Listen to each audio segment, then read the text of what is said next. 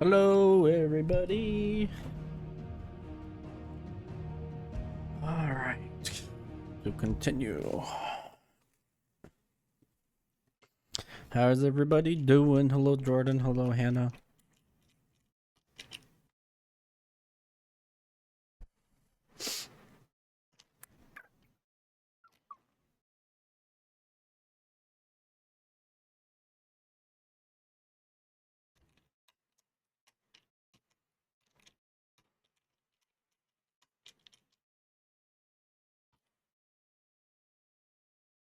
Oh, it's taking a bit to load. What the hell?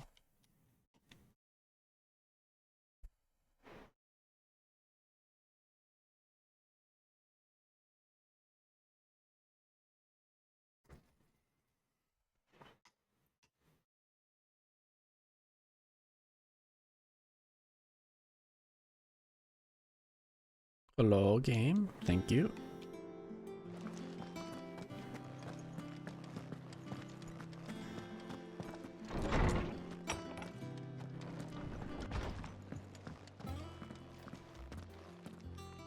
Not back a blink and you're already off solving everyone's problems. It looks good, Clive. Goes well with the scowl. I'd had that brand for so long. I'd forgotten what life was like without it. What it was like to be myself. And it's all thanks to you, Talia. The scalpel did most of the work. Ah, before I forget, a rider was here with a letter from Gav. Otto left it on your desk. Not a stolus. All right, I'll have a look. And then you get some rest.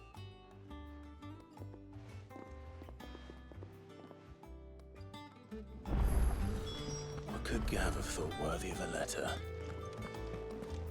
Once the hall's swept, it's over to the Tavern Crown for me.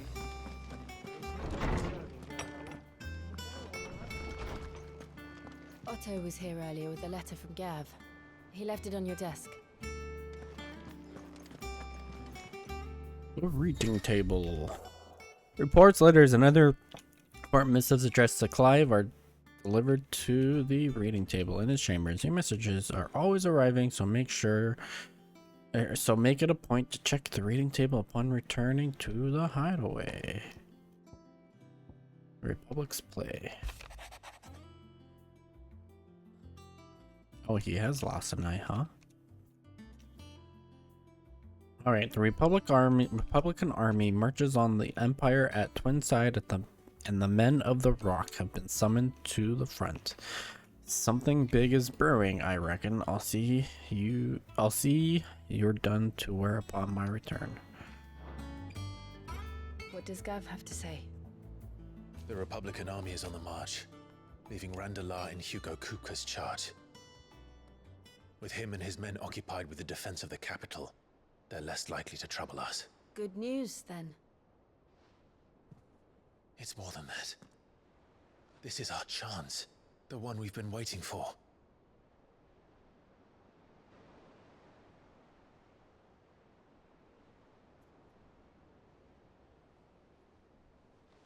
But look how far we've come. All that we have here, our friends, the hideaway, are they not cause for joy? 5 years. 5 long years. If I could only command this power I've been granted, we might have achieved so much more. But each time I reach for it, it's like something is holding me back. Summoning an icon exacts a price not easily paid. Your body knows this only too well. It's merely trying to save you from yourself. And every burden I cannot bear falls to you. This mission of ours has made me question everything I thought I knew. But one thing has become abundantly clear. The crystals take more than they give. In exchange for momentary comfort, we must endure a lifetime of pain, war after war, loss upon loss. And now they rob us of our very homes, leaving naught but dust and ash.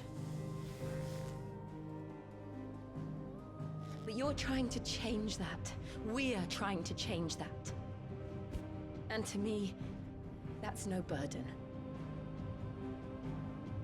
I know, but Try not to forget. We're only here because Joshua gave us a second chance. It would be a pity to waste such a precious gift.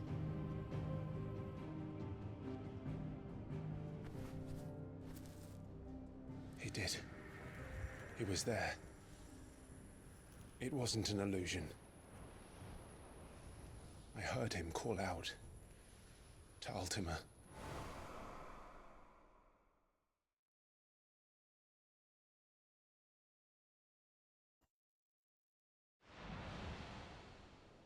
If Joshua is still alive, he'll be looking for that thing.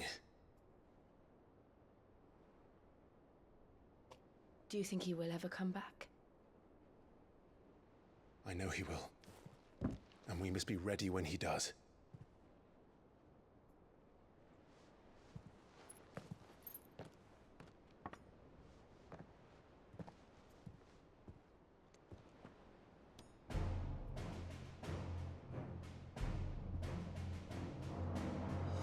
To a world without mother crystals. To Sid.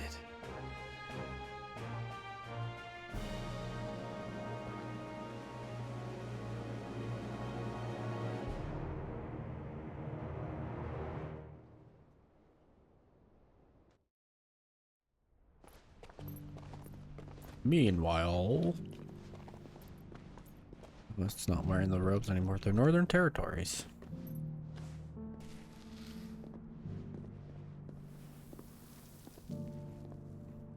And so the North is lost. I knew that the Blight spread ever more swiftly, Your Grace. But this is far, far worse than any could have imagined. It is only a matter of time before the twins are no more.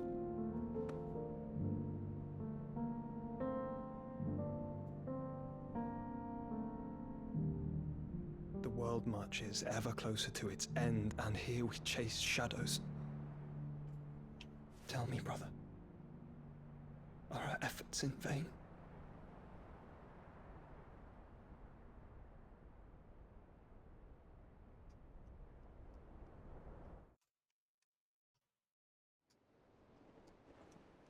Master Clive, a moment, if you... my apologies, I didn't mean to... intrude. Not at all. We were just discussing strategy. Speak freely, Otto. It's Martha, from the inn. She's gone missing. Anyway, I'll be in the mess when you've finished. Very well.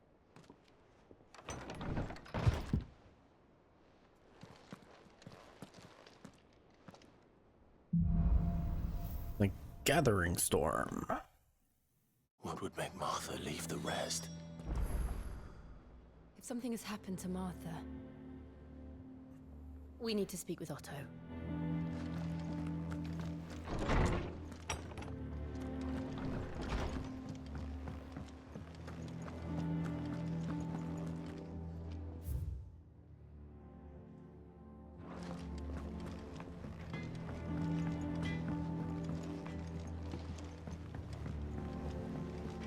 This plank will have to be replaced. Nearly half the crates were lost to bandits.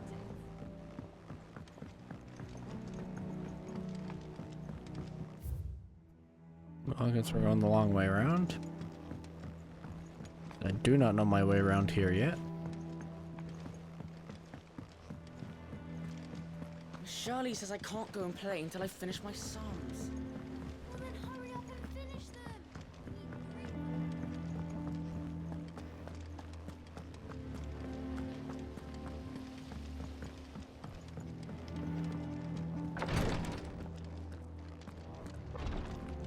Rosaria's not so kind to travelers these days.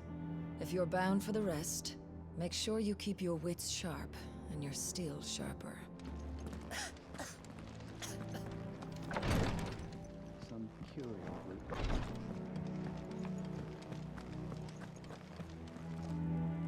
What do we know, Otto? Some lads from the Imperial garrison in Rosaria started a fight over at Martha's Rest. Blood was spilled, bones were broken. The usual. But somewhere in the middle of it all, Martha vanished without a word to anyone. And that ain't like her, Clive. Something's not right. You think this was planned? Of course it bloody was. Ever since Eastpool, the Empire's been tightening its grip round the Duchy's balls. They've strung up everyone who's ever set eyes on a runaway, claiming they're traitors to the Holy Throne, conspiring to restore the House of Rosfield to power. And now it sounds like the bastards have turned their attentions to the pallbearers meek enough to stay put. Naturally, old Martha could see the way the wind was blowing, complained that it was getting harder and harder to take bearers in. And now she's missing. If she's fallen into the hands of the Empire, we could be next. Couple of curse breakers are already on their way to the inn. They should help speed up the search. But if this is as bad as I think it is, you might end up having to save their asses and all. Don't worry, Otto. I'll make sure everyone gets home safe.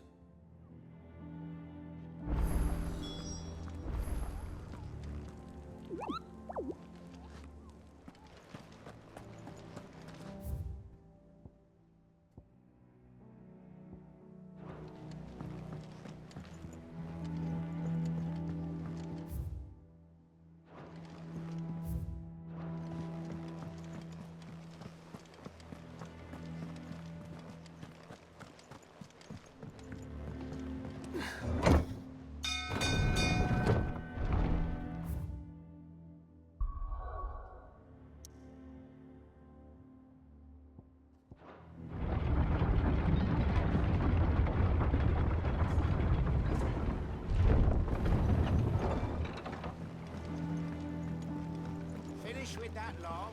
Relax, Sid. His umbrella.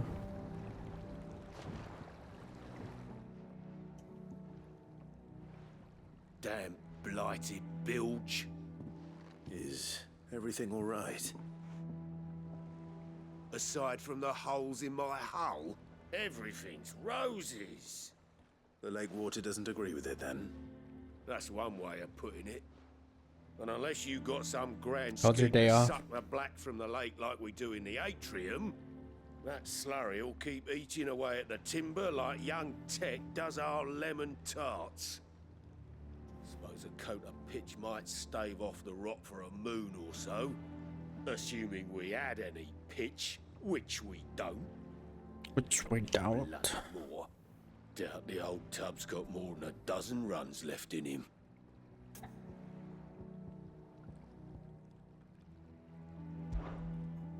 Of course, Obolus. Your skiff is our only means of reaching the mainland. Without it, we'd be lost. Well, Yeah. I'm glad someone round here sees it that way. To make pitch, you need pitch trees. But in case you haven't noticed, live trees are one of the 1,000 things sorely lacking in the Deadlands. Now, I'm not so unkind as to ask you to fell a faraway forest and lug the logs back here to the mere, which is why we'll be needing a suitable alternative. And it just so happens I once heard the thorny pitchers of Curltail Falls cover themselves in a sticky wax to trap birds and beetles and whatnot. Might be enough to tide me over. Sounds easier than felling a faraway forest. That's for certain.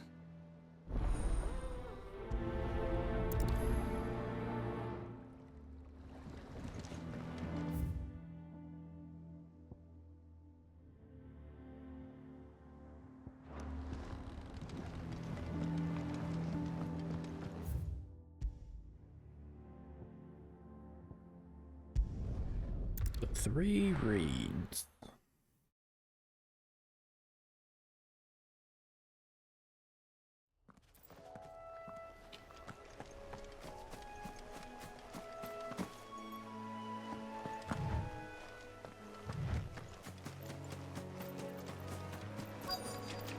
Easier than felling a forest, I said. Trees don't have teeth.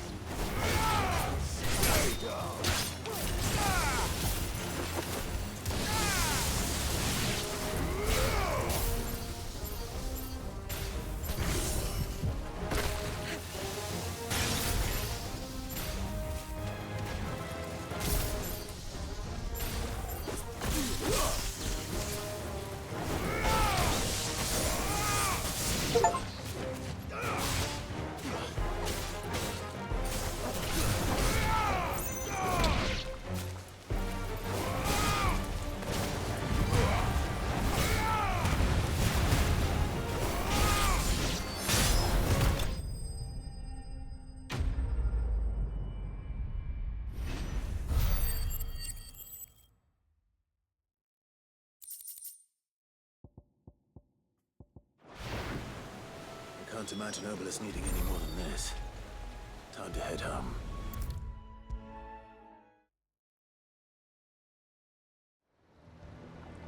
Okay, I just read the name of the Well, quest. Did you What the find me fuck? some wax?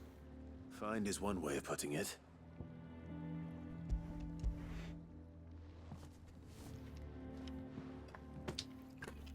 Ugh. Reeks like a chocobo's arse.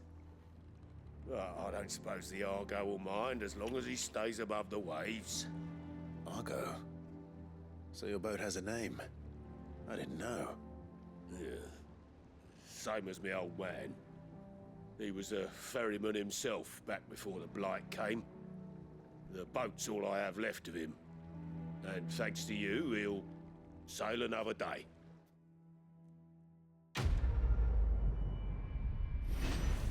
Cock and Ball is now complete.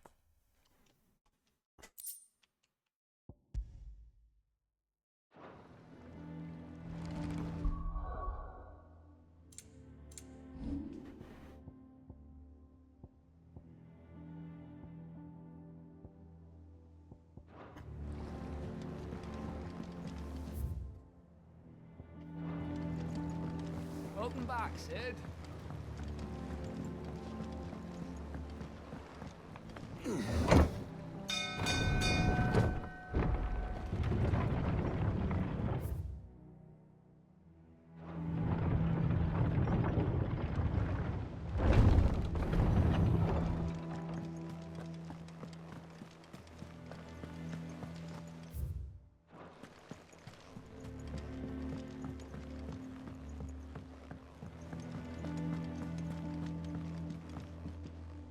Here for another of my lectures. What is it that you wish to learn? Here's the latest information I have.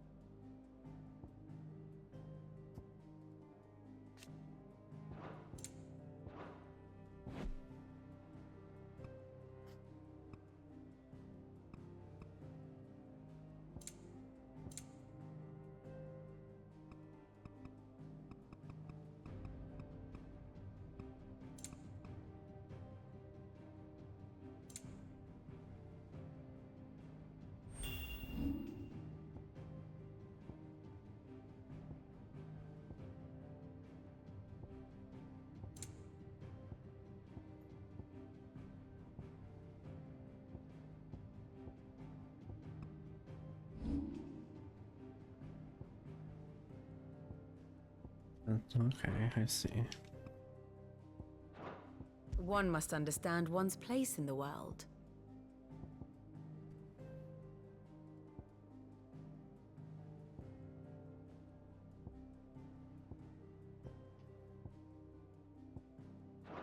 Thus ends today's lesson.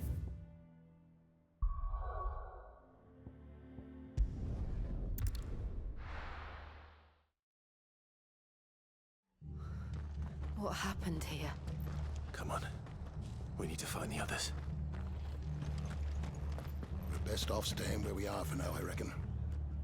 The boys from the garrison might still be nearby. Let's get you to a physical foundry. I'm sorry.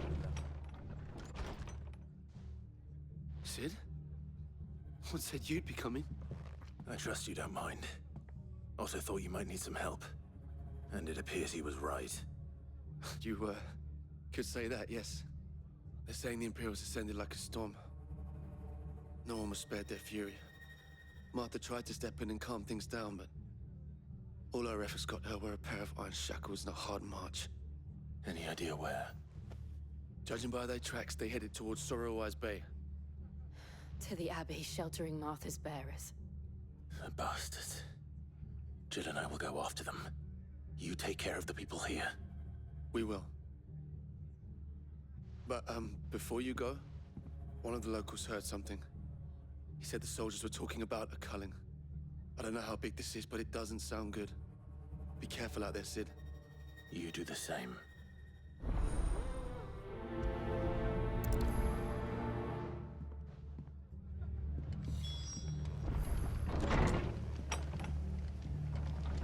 Cole is right. That was no tavern brawl. It was a message. But a culling. Bearers are the property of the Empire. The garrison wouldn't have the authority to act alone. The orders would have had to have come from higher up. Anything catch your eye?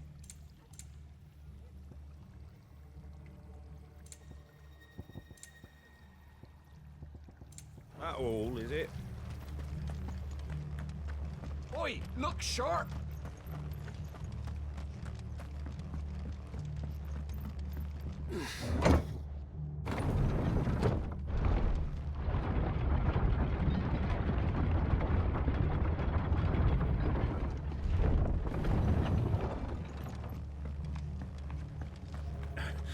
If those Orsons touch an arrow on Martha's head.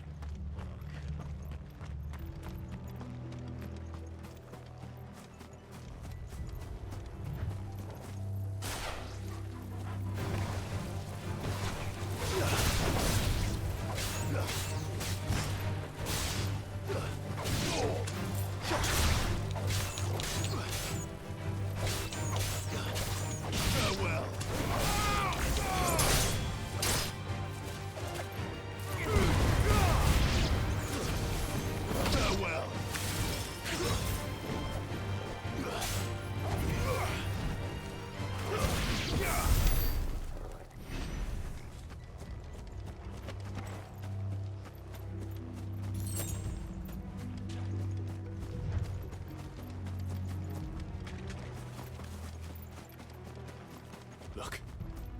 Up ahead. Martha, are you hurt? Don't worry about me. It's them at the Abbey who need you. You have to do something. Tell us what happened. What happened? The damn Black Shields, that's what happened. The Black Shields? The bastards caught wind. The abbot and I were helping bearers. They were gonna hang us both.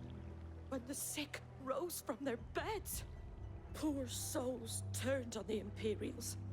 Distracted them long enough for me to get away. Then they may still be alive. Martha, do you think you can make it back to the inn? Cole is there with the other curse breakers. I think so. Thank you, Clive.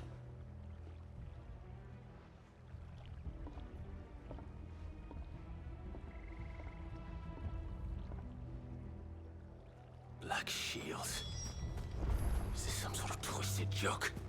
There has only ever been one Order of Shields in Rosaria, and they fought to defend all her citizens. Seems a step too far, even for the Empire. We're not alone.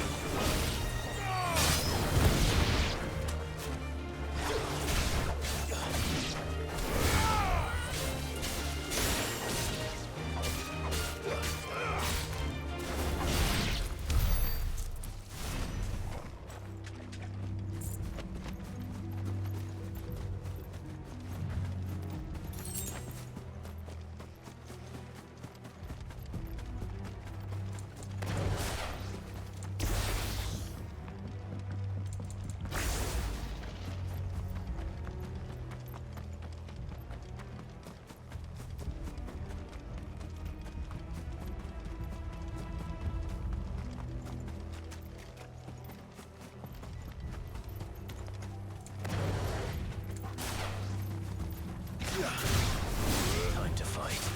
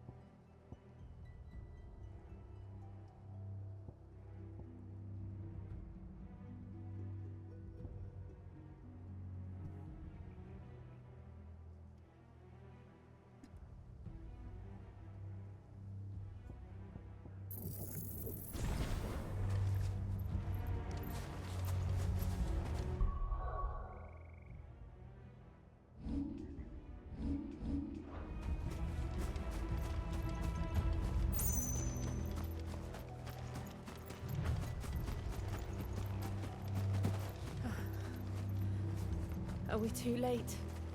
There might still be someone inside.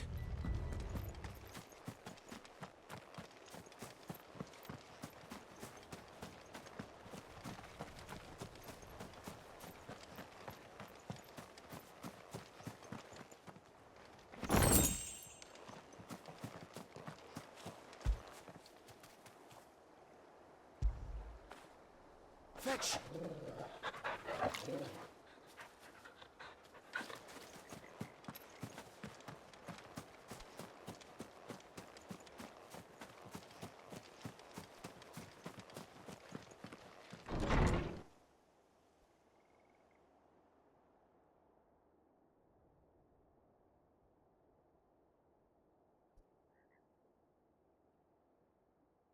No. Damn it. I thought you lot were all spent. Murderers. They drove the bearers to this. Wait. These two aren't turned. That bitch of an innkeeper must have sent them. Colluding with the enemies of the Empire is a serious offence. And for their crimes shall they be punished. Such is the law. To dwell in darkness that we may purge the night and welcome lasting dawn. On these our swords we swear. How dare you speak those words? Have you no honor? Clive. This won't take long.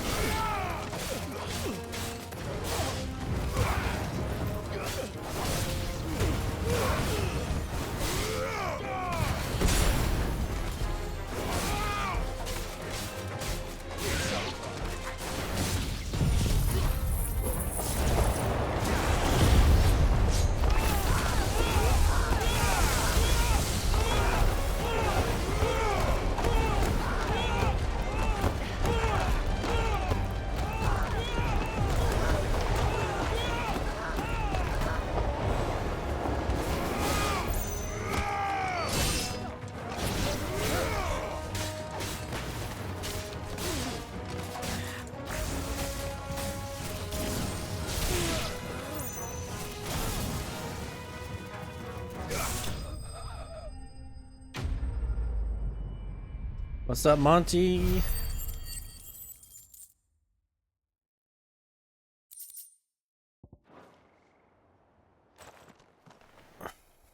Is that all of them? I think so.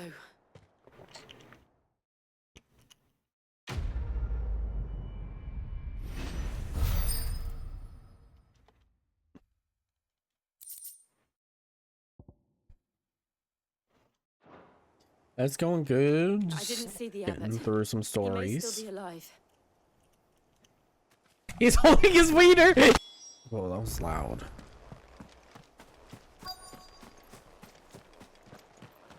At least you spelt it right. Found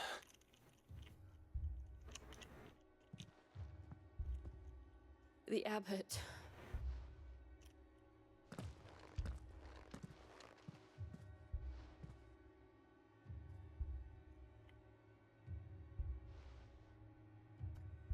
The bearers died protecting him, calling upon what little magic they had left in their bodies. Clive. He's breathing.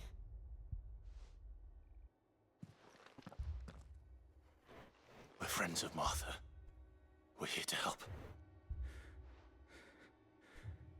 Are the Imperials dead? They are. Every last one. If only that were true.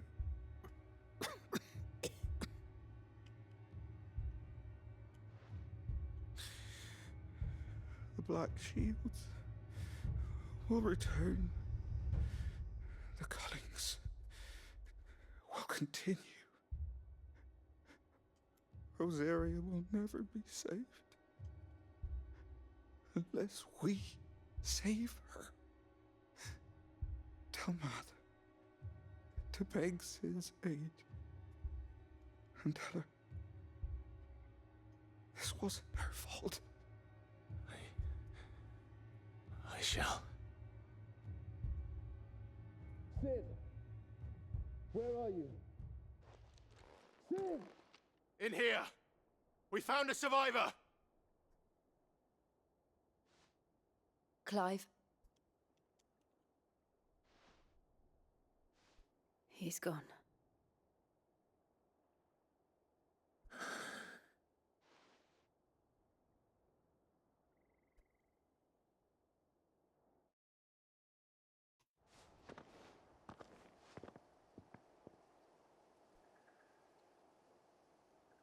We've laid the abbot to rest. But the bearers, they didn't need to die like this. No, they didn't. But it was their choice. They knew the fate that awaited them and chose to meet it on their terms, fighting for those who fought for them. Martha said they rose from their beds, threw themselves at the Imperials so she and the Abbot could escape. I've gathered the bearers' remains. We should consign them to the tide. There's a drawbridge not far from here. Radix jump. The currents there are swift. If the Abbot was still with us, he'd have taken the dust there himself and performed the casting. I'll get someone to... I'll do it. Of course. Cole and I will remain here and see to the Imperials.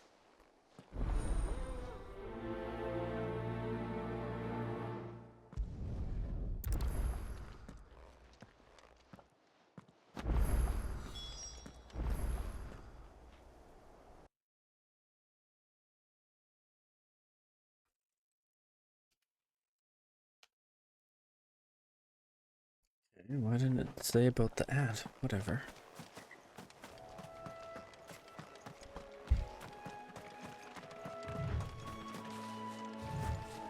Come here, Torgal. When did you get so big?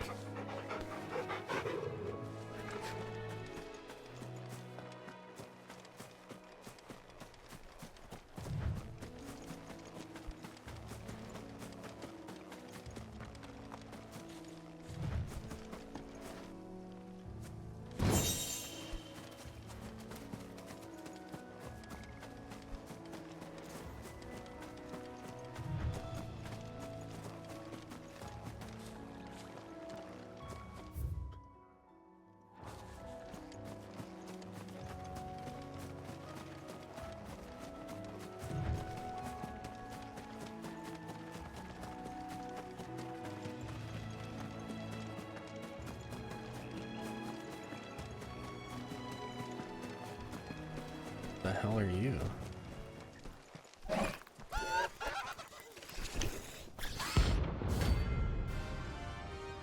What is this? Airman rank C? Notorious marks. Every now and then, Clive may encounter creatures larger, faster, and more ferocious than most. While flight is always an option, defeating these notorious marks can earn him not only renown, but also rare materials that may be used in crafting new gear and upgrade existing items. You think it's spotted us, Torgal? What am I saying? Of course it has. There's a floating eyeball.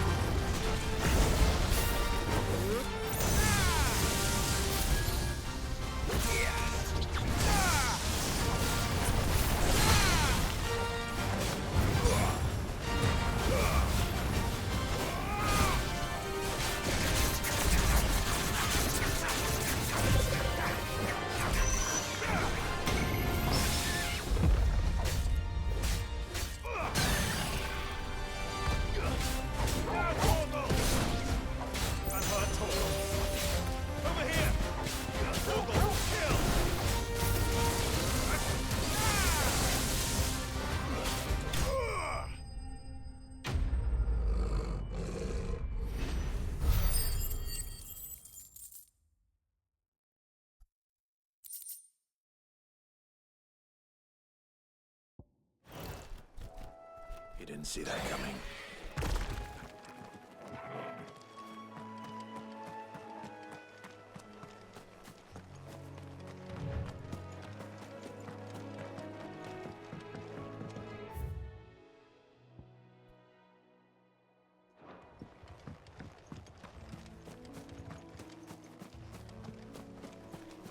That must be the bridge.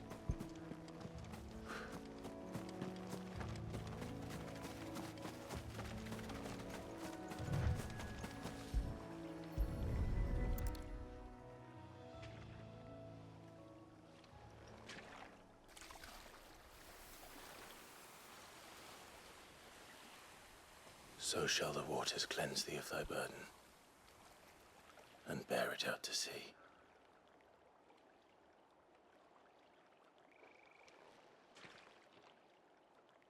And now they are truly free. I hope so. What of the Imperials? A pyre was made.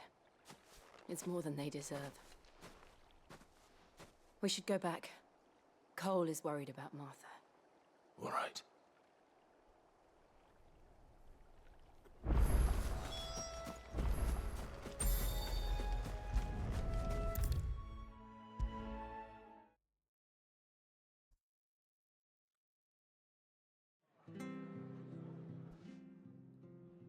No one survived then? I'm sorry. Before he passed, one of them bade me tell you not to blame yourself. Doesn't mean I won't. Doesn't mean their blood's not on my hands. Cole said you cast their remains. That was good of you. But it should have been me. This was all my fault. How? You couldn't have known. But I did. And I turned a deaf ear to the warnings like the fool I am. The rumors started moons ago. Of black-clad devils descending on villages in the dead of night to slit the throats of sleeping bearers. But That's I assumed cowardly. it was all just nonsense concocted by the Empire. Nothing but a ghost story meant to make folk think twice about lending a hand to a fugitive bearer. And in ordinary times you would have been right. What these Black Shields are doing is unthinkable. Which begs the question, why do it at all? My mother obviously has a hand in this. I cannot make sense of her actions. And picking what goes on in that woman's head is a job for someone with more time on their hands. Right now, I need swords and men to wield them, preferably big ones. If those Imperials think they can come in here again and threaten my people, they're in for a rude awakening. Oh, before I forget, a Stolas from Otto landed just before you arrived. He asked me to tell you that Gav has returned. Then we must as well. Will you be all right here, Martha? We can stay longer if you wish. No need. I'll be ready should the Imperials come calling. Though I wouldn't turn my nose up if you were to lend me a pair of them strapping young curse breakers.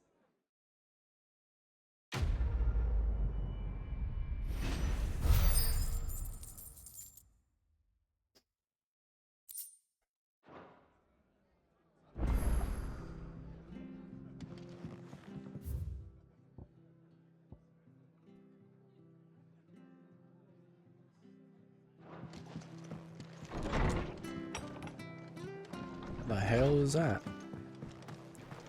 That's a new marker. Where we are for now, I reckon. Try not to move. Oi! You there! You handy with that sword of yours? Course you are. Bet you're a bloody marvel with the thing.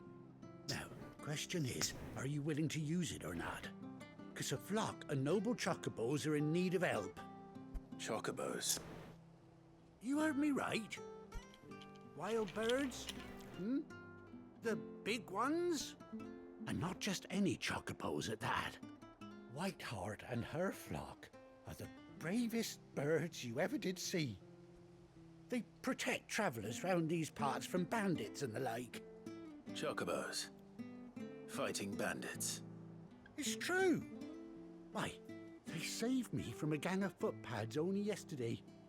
Nasty lot they were too. And now they're back, looking to settle the score. Well, go on then. Don't just stand there. Go and help them. All right. There's a good lad. Where can I find these chocobos? I saw him cut across the way over yonder. The rotten scoundrels were driving the poor things towards the old dock. It's a dead end, that is. You save Whiteheart and her flock, you hear me? There ain't a pluckier bird in all the world. She's a hero to us locals. And don't worry, you'll know her when you see her right enough. I'm sure I will. And good luck to you. And give those no-good bastards a hiding from me.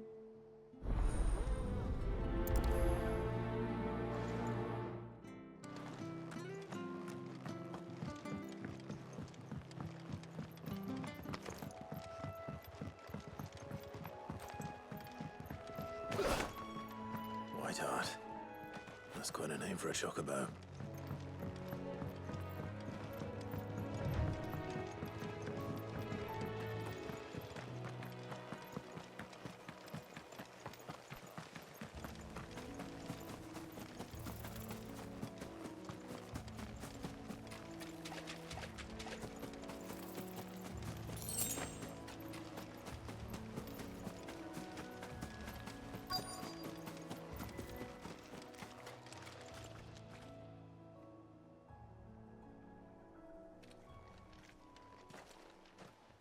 A white feather. I thought Ambrosia was one of a kind. Speaking of brave birds. Looks like they went that way. Or if it is Gerald Chocobo.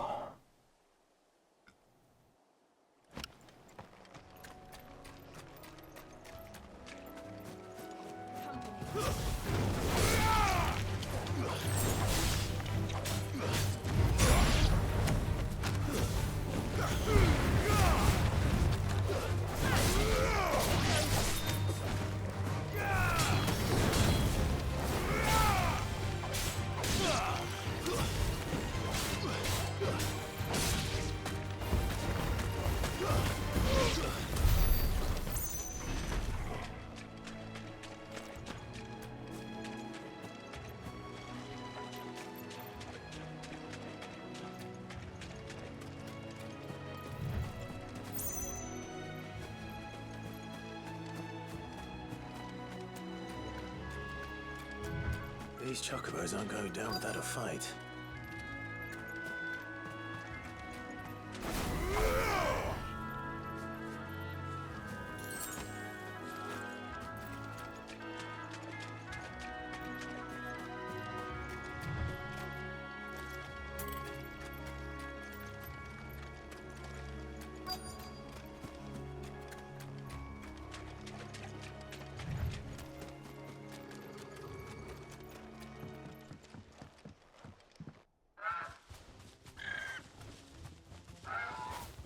We got you cornered, Feathers. You didn't think you seen the last of us, did you? You've been bad for business. But I reckon someone will pay good coin to mount your head on their wall. Not around here, they won't. Oh. And why's that, eh? Because she's something of a hero in these parts. You hurt her, and I hurt you. It's off. Or better still, how about we hurt you both? All right then. But don't say I didn't warn you.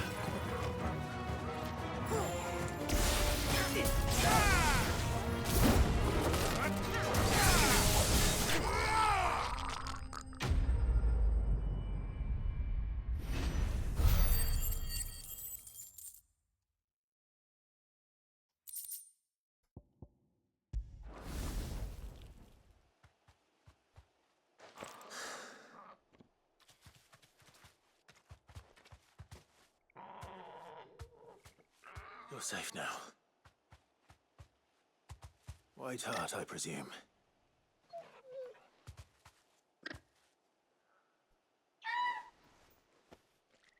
Do you That know is her his boy? chocobo. Goes missing an eye. That scar. It couldn't be.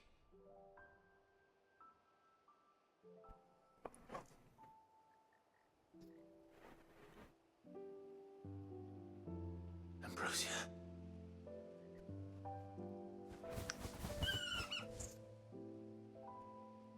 It is you. You survived.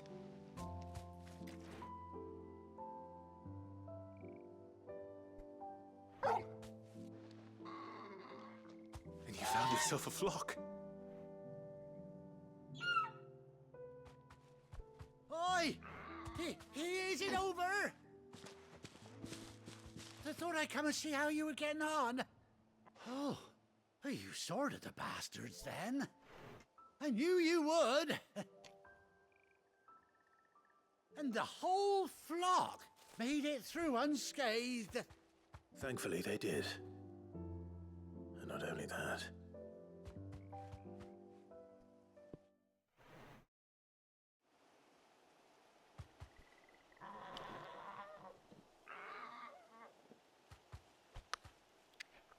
Well, I'll be. I never stopped to think our hero here might once have been someone's mount. Though I dare say she'd suit a fine fellow like yourself. Reckon our feathered friend must have learned a thing or two from her master. Kind-hearted warrior that you are. Bird like her would have cost a princely sum. You born a lord or something? Well, Oh, no, sorry. I didn't mean to pry. Don't matter who you are. You done right by me. What is it, girl? She wants her master back, I reckon.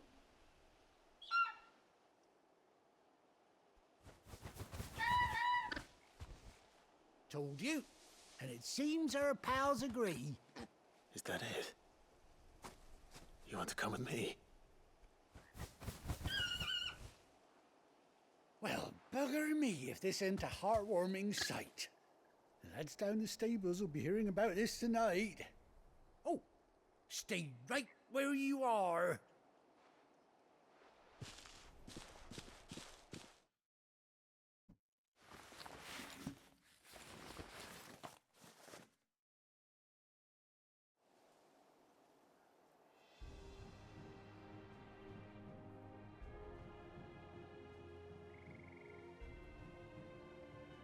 Well, I made an eye patch for her.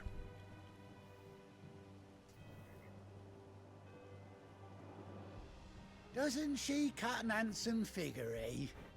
She does indeed. How much do I owe you? A few scraps of leather's the very least I owe old Whiteheart. Oh, I'll be sad to see her go, of course. But she's earned her right to happiness and more besides. Don't you worry, we'll get along just fine without her. You hear that, Whiteheart? You've earned yourself some time off. You have fun traveling with your master now.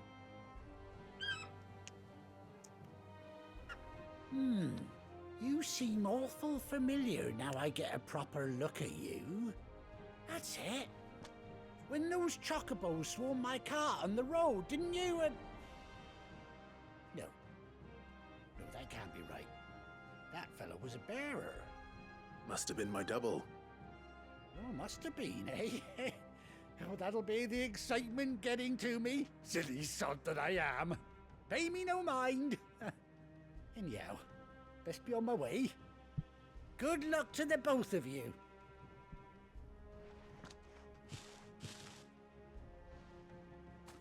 You take care of your flock for now. I'll call you when I need you. Oh, he outfitted the entire flock.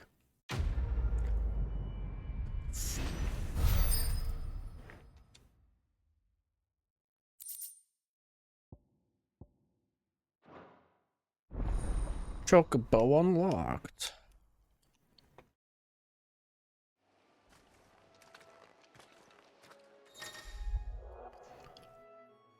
After 18 long years, Clive has finally reunited with his faithful steed. Hold down right thumbstick while in the field to summon Ambrosia, and A to mount the Chocobo. Oh yeah. Let's go. Whoa.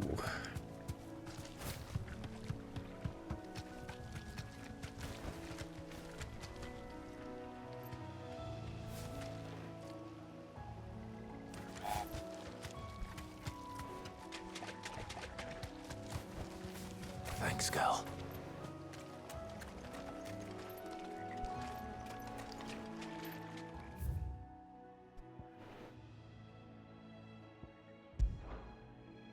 Okay, let's go back to the hideaway.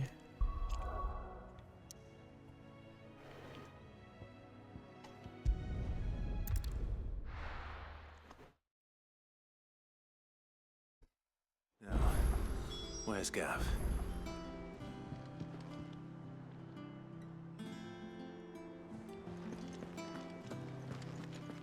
Gav should be back by now.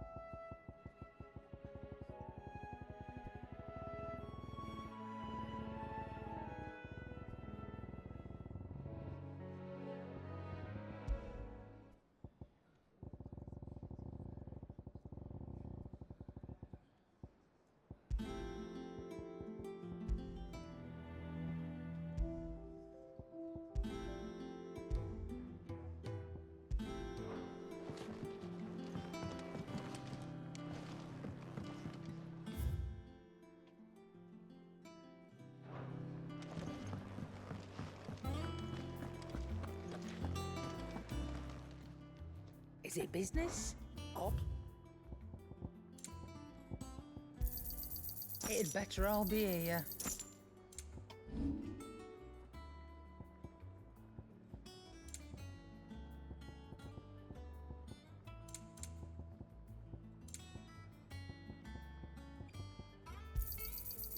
I reckon I can find a buyer. I'll be thankful you got that much. I reckon I can find a buyer. Think it's all right to touch him? It worked. You go first. I think. How's it going, Huntsman?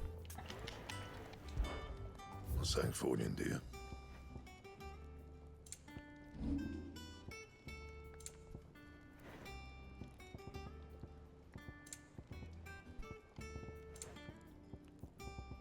Anything else?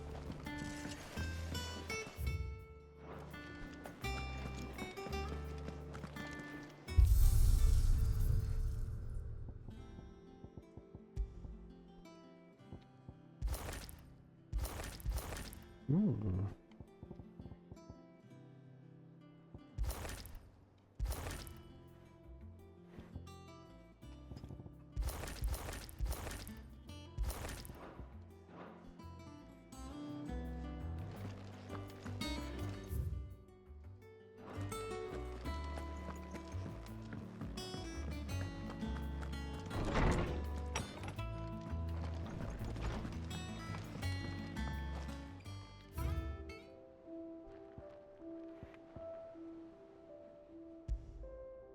Ambrosia's Tack. A saddle and blinders crafted especially for Clive's childhood chocobo Ambrosia. Even after being separated from her master, the noble steed served the people of Rosaria in his stead, protecting the defenseless from the merciless just as a good shield would. Or should. Bird by any other name. Forgive my insistence on writing you these silly letters.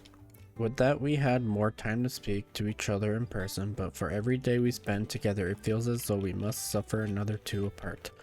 I'm gladdened to hear of your most unexpected reunion with Ambrosia, or should I say, Whiteheart.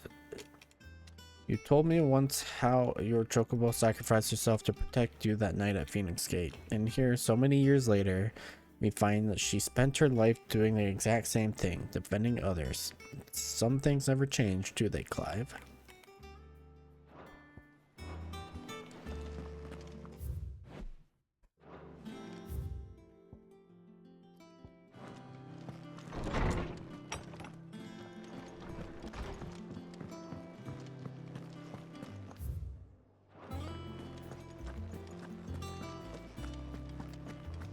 But none of the curse breakers have returned.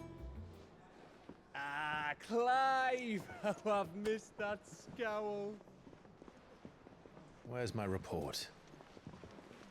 What, no kind words for your old pal Gav? If it's kind words you're after, you're fishing in the wrong barrel. Now sit down, you fool.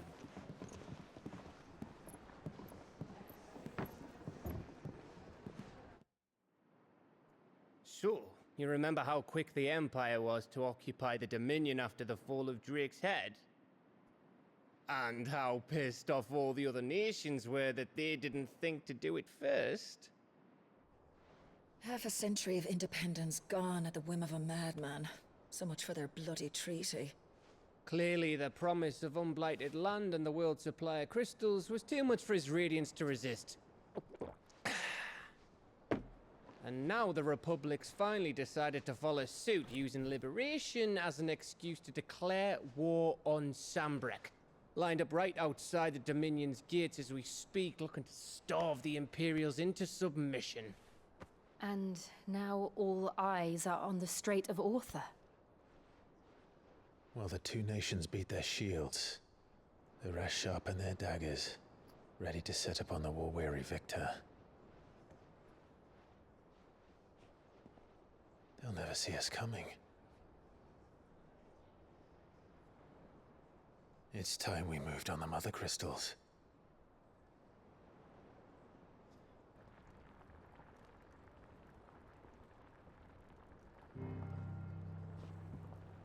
Four mother crystals remain in Storm and Ash. Drake's Breath near Ironhome. Drake's Fang in Dhalmekia. Drake's Spine in Waloed. And Drake's Tail here in the Crystalline Dominion. With the bulk of the Republican army marching to Twinside, Drake's Fang will be left exposed. That is exactly the move Kupka would anticipate. And if there is anything these past 5 years have taught us, is that he loves his traps. There is one place, however, where nobody will be expecting us to go. Drake's Breath. There's a shitload of sea between us and it, and I've never been much of a swimmer. I have an acquaintance in Port Isolde who may be able to help. Who's that then? My uncle, Byron Rossfield. Lord Byron Rossfield of the Seven High Houses, the trade magnate with holdings in over 100 cities. Wait, Rossfield. And you're a Rossfield, of course.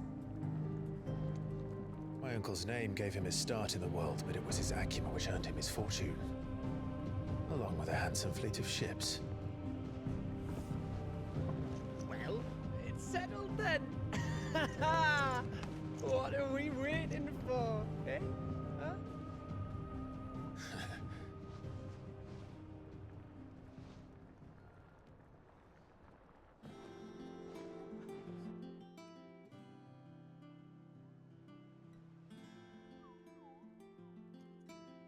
Well, time to go talk to the Chocobo. I mean, the Moogle.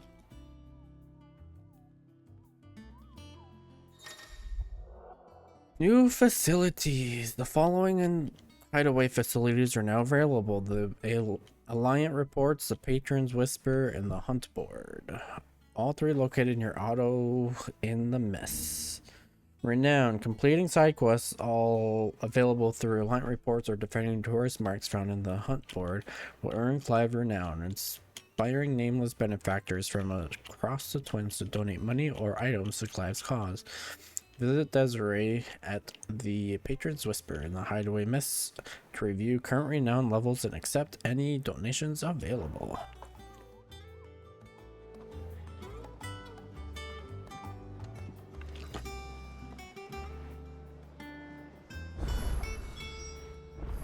What are we waiting for, indeed?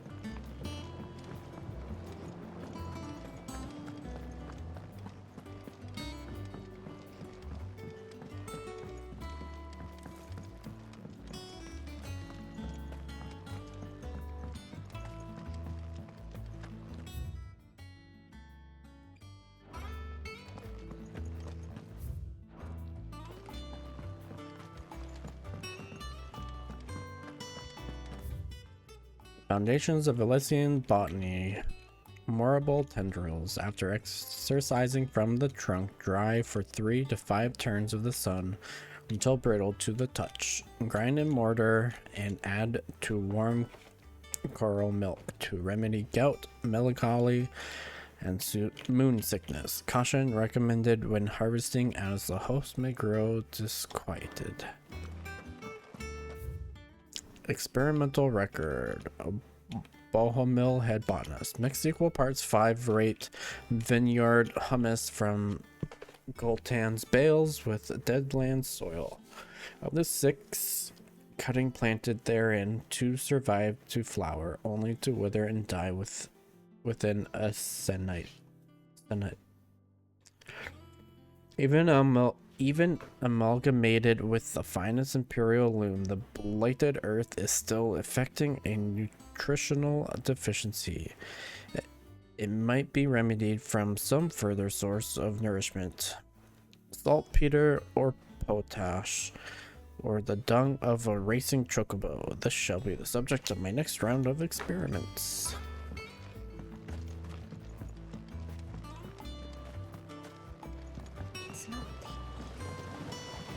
Now, Martel. Pickle! Oh, well, we'll let this play out. Ur 6,666,664,444. It had a stroke at the start. Pickle, thank you for the resub. 64 months. What did it say? I don't know. We can re-listen.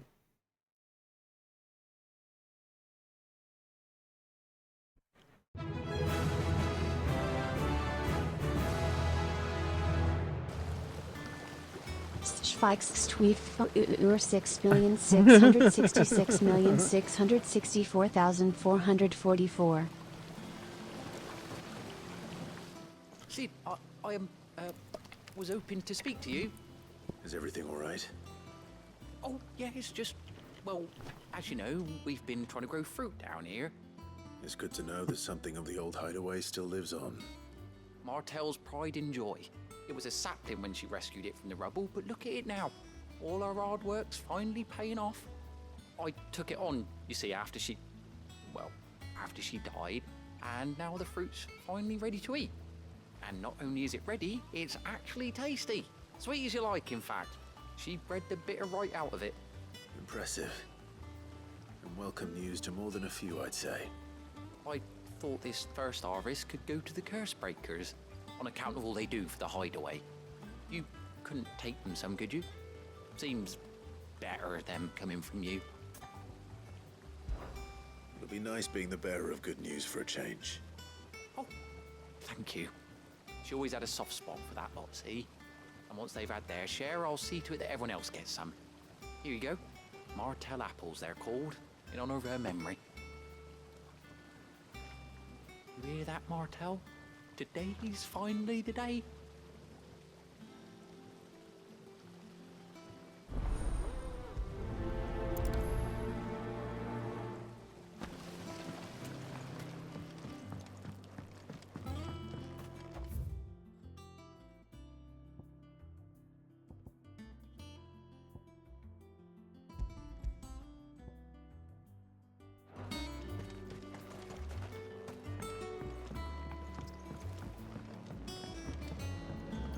How was your day, Pickle?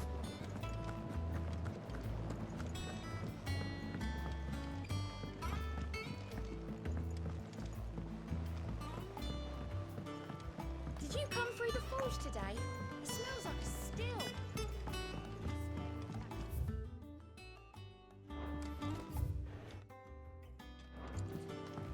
All that pounding must be splitting his skull. Stressful and busy. This is usually like the end of the year is usually like the busiest for you, right? Because everybody's trying to get their budget done so they can renew their budget for next year.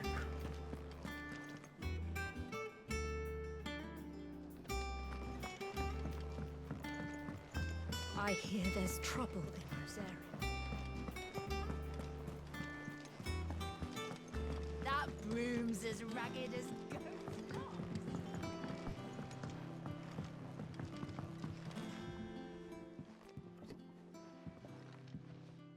You two look like you could use something to eat.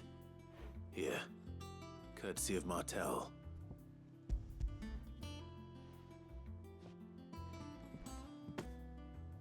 Martell. Now, where have I heard that name before? Weren't she the girl from the Furrows?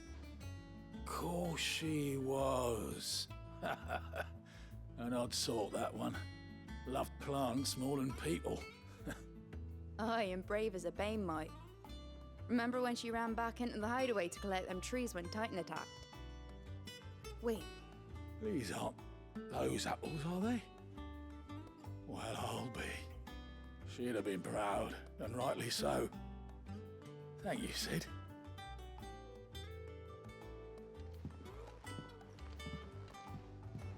Others weren't so lucky, though. A gift from the backyard. For your service.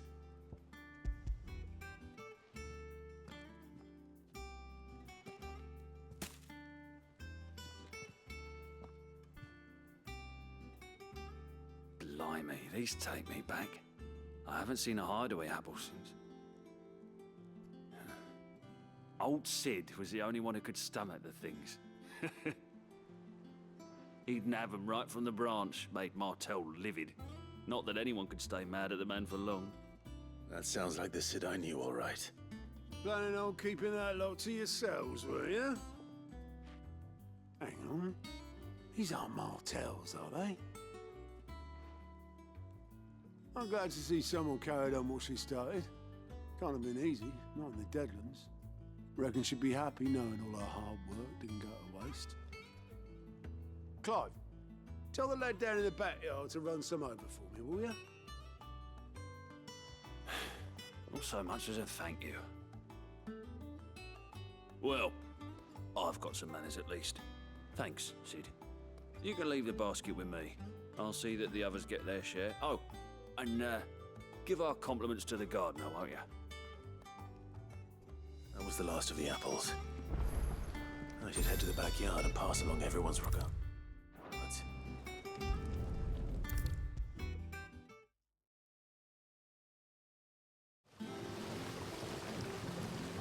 The Cursebreakers send their thanks. And their compliments. They were clearly very fond of Martell. They remembered her. After all these years. I suppose she was very kind, even to a tongue-tied lummox like me. You were one of the good ones, Martell. Why did you have to die? She put everything into her work. She wasn't going to rest until we had fruit sweet enough to enjoy. And now we do. When she died, I named a sapling after her. And now it's a full-grown tree. Martell lives on through the fruit it bears. And through you. Her dream would have died with her, had you not kept it alive. That's something to be proud of. I didn't do anything really, but thank you. You're kinder to me than I deserve. By the way, Otto's expecting some of your crop. And I wouldn't mind some of it either, if that's not too much to ask. Of course not. I'll see that you're both well provided for. They like your fruit, Martell. Isn't that wonderful? I'd say it's about time we planted you some siblings, don't you think?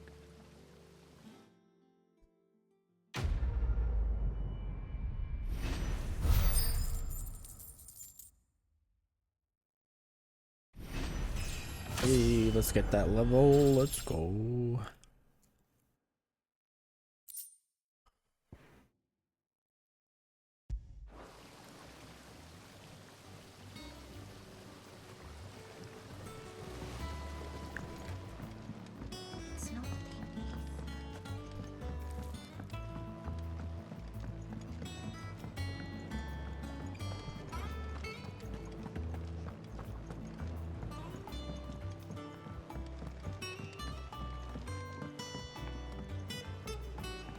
Did you come through the forge today? It smells like a still. Exclaimed the blacksmith's flower. I think it's alright to touch him.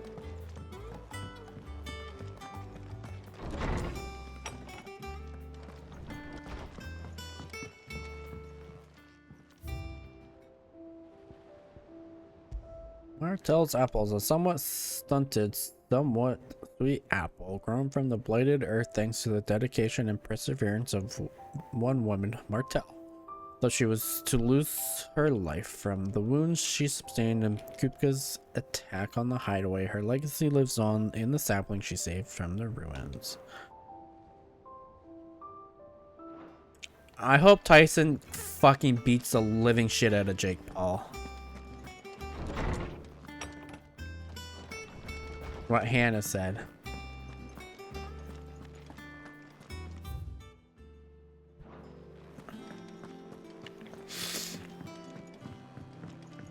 I hear there's trouble.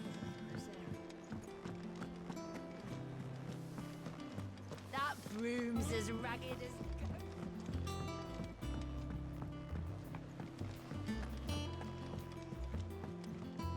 Ah, my favorite pupil.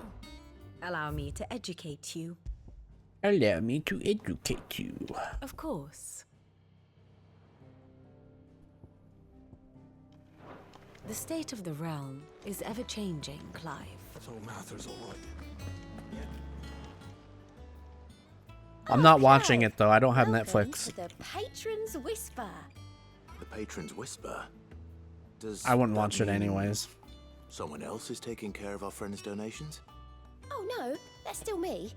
It's just Karen has her toll, Blackthorn has his hammer. I thought a new name might liven things up. I still catalogue every item that arrives. In Oh, addition you're to right, setting Hannah, aside those but tokens of I don't care for it. appreciation the sender has specified are to be presented to you personally. Would you like to see if we have any?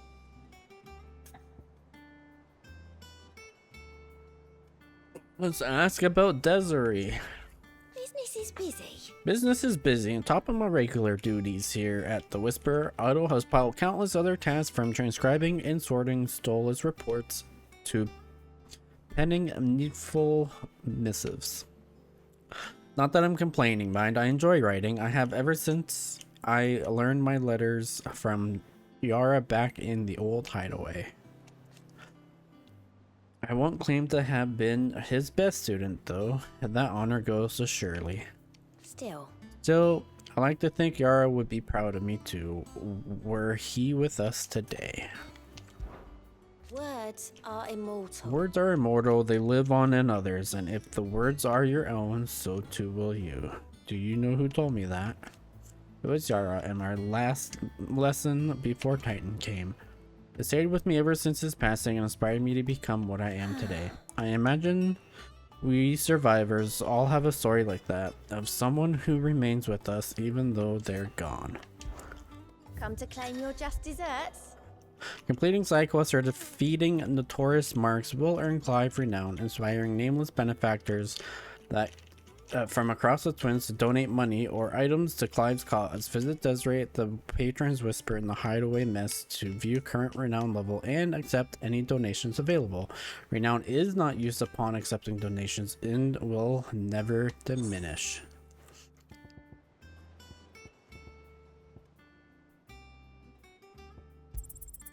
Here you are. All yours.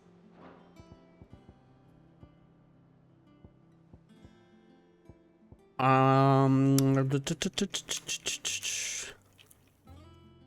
are you at COD Zombies? Round 30 solo terminus. Nice. We've been trying to complete the terminus mission. Yeah, we need a fourth for it Come again. if possible. I may have more for you.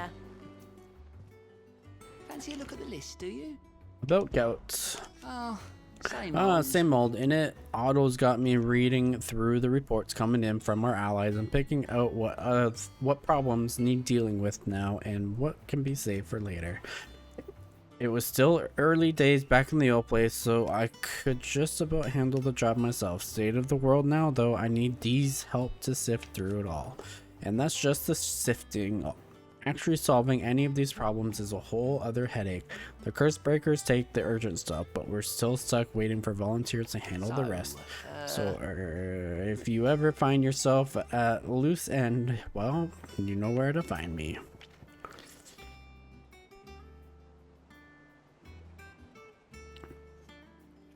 Yeah, I'd be down for some this weekend.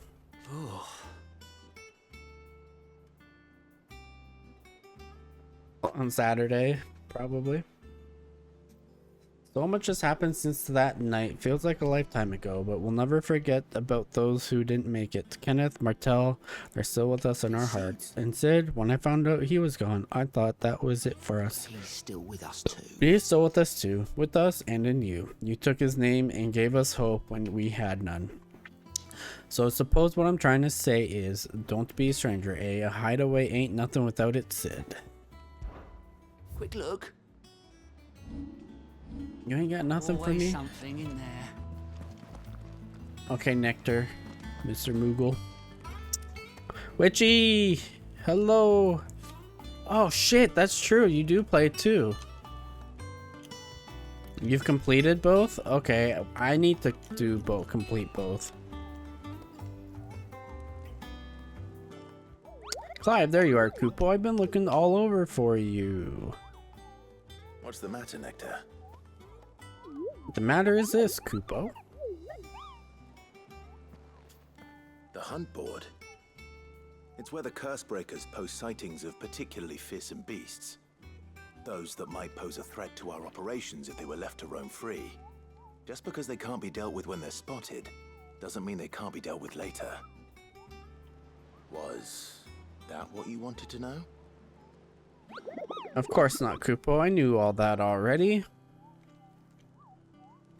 And that's why I need your help, and I need not to remind you, Kupo, I am the mightiest of all Moogles. No fiend in the forest or ghoul in the green sword can measure up to Nectar blood, and I won't allow it. So, I need you to slay them all, Kupo. Right. Well, leaving your mightiness aside for the moment, the people of Valisthea are going through a lot already. What with the Blight and the war. The last thing they need is ungodly fiends terrorizing them on top of everything else. So if the curse breakers are too busy to help, then perhaps I can. Or at least I can try. Well, thank you, Kupo. It's so good to have found someone who understands me. Kupo! I'll stay here then and keep an eye on all the billets that get posted on the board, so if there's anything you need to know, Kupo, I'm your Moogle. Let's about the hunts. Did you see that the curse breakers give billets a rank of riskiness, Kupo? From this thing could kill you with a single swipe to a 7-nation army couldn't scratch this thing's sword or skin. But I'm sure you'll be fine, Kupo. Well, not sure, but that's one risk I'm willing to take. It's precisely what you see before you. The Cursebreakers note down the details of any particular dangerous monsters they hear about or encounter in the course of their duties, Kupo, and post it on the billets here, Kupo, so that any stout soul who wishes to do the realm a service might set out to slaughter an ungodly horror or two, which is where you come in, Kupo. As for me, I have the most important duty of all, painting a big red cross over each and every one of them you cut down, Kupo, so that everyone can sleep at night knowing that the realm is a safer place. I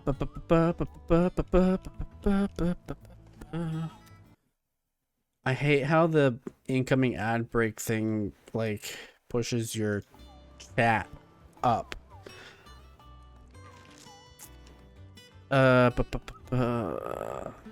Director's cut is out now, so it's a guidance mode that helps with the Easter. Oh, okay. Ask about Nectar's adventures.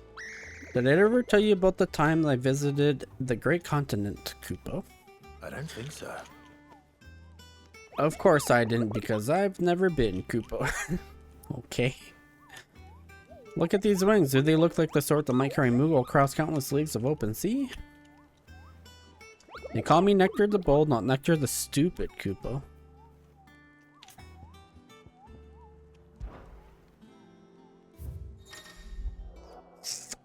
Reports of fiends terrorizing the court side are posted on the hunt board in hopes that fearless heroes such as Clive will take it upon themselves to hunt down and slay the notorious marks. So we already got that one. The Angel of Death. A trader coming by the way of Caer Norvent met with a troop of Cursebreakers traveling in the opposite direction and warned them of a wicked winged harpy on the road ahead. His eyes wild and flickered, though the Cursebreaker saw nothing untoward on their own journey through the pass. The sound of cackling laughter from the trees ensured that they kept the brisk pace. So, way of Caer Norvent. Okay.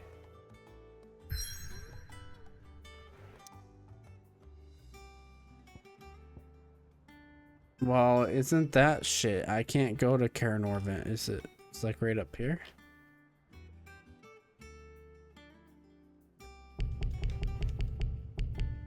Why?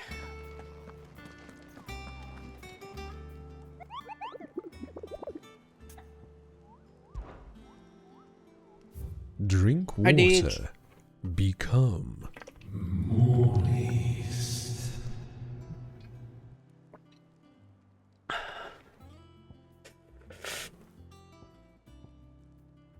Belphegor. Reports have been received of a wild avis of striking size making its nest atop the hill adjacent to Eastpool.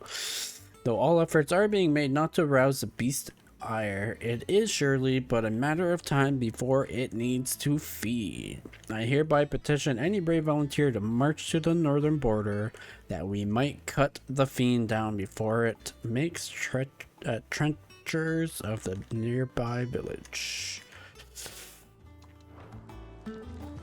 Right.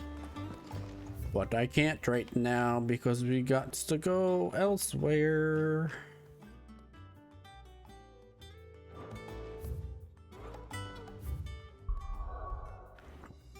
How you doing, Deej? Hawkscry Cliff from the Heatherd Highlands. One might catch a glimpse of Roslith Castle and everything else in between.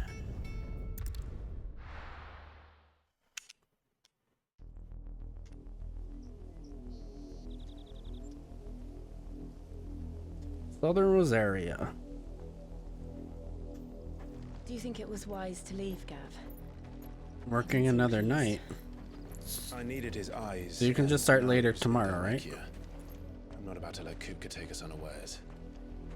Besides, he has a knack for that sort of thing. That he does. And wasn't it Sid who said that matters such as these are best left to dominance? especially should one of his beloved opportunities to grow and change present itself.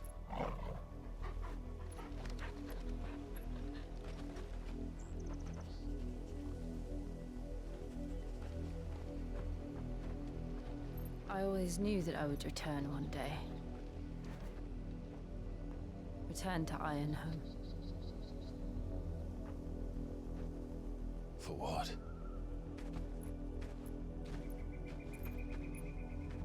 After learning the truth, you were given the chance to face your past. If I am to continue at your side, I must do the same.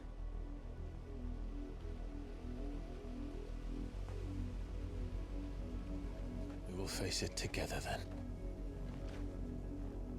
To the end. To the end.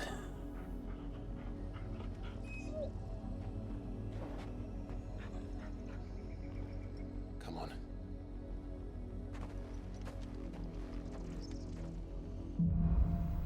Bloodlines. How far do you think your mother's reach extends? Will we find the same tragedy in the south as we did at Martha's Rest? More than likely. Which is why we should hurry. There are still many settlements between here and Port. Isolde, we visit as many as we can and hear their stories. Starting with the village of Amber.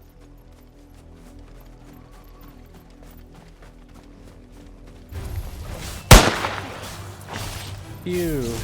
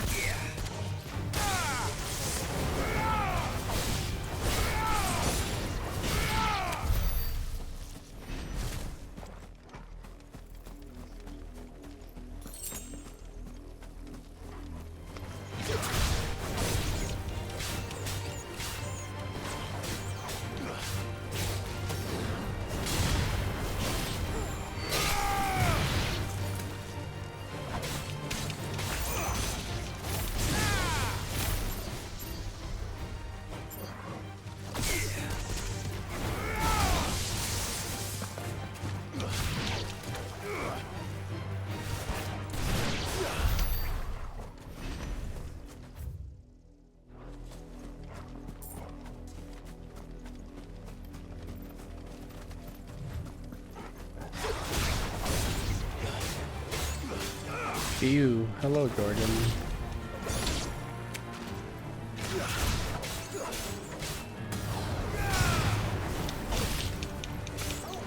You're finished.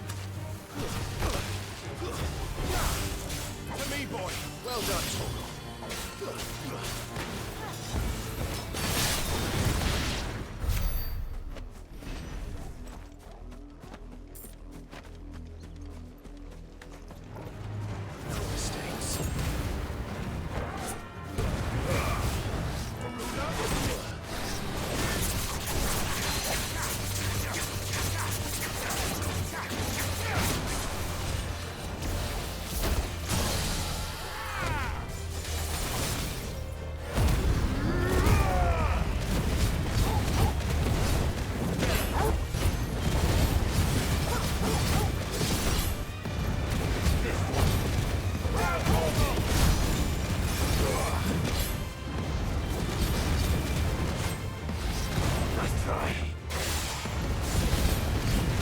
Too slow.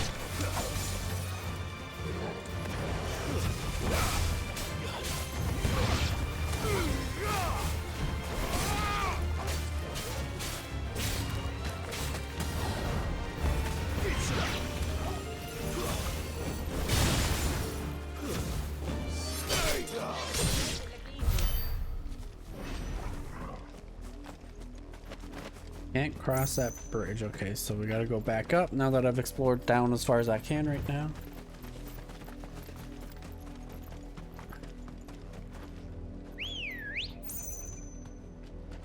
Ready, go? Faster!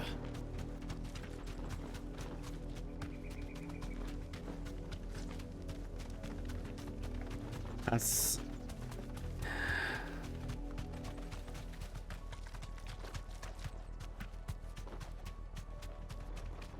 I'm just picturing Torgal on a chocobo.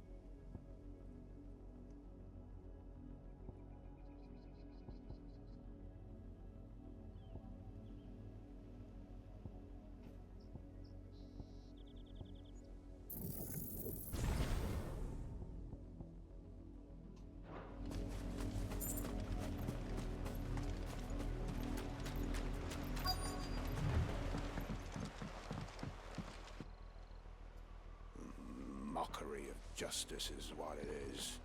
Lord Elwyn would never have stood for this. Quiet, you! I think we're loyalists. Jill, look.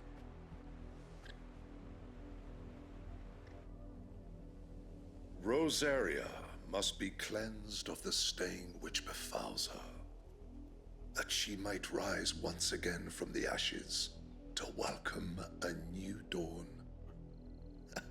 'Twould be a pity to make examples of you all for the transgressions of but a handful. Of course, your lordship. You shall have our full cooperation.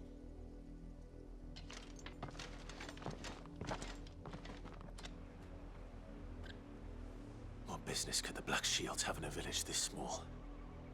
There's barely room to hide a bearer. Then they must be here for something else. You fancy dancing a gallows jig like the miller's son? All right. Welcome, stranger.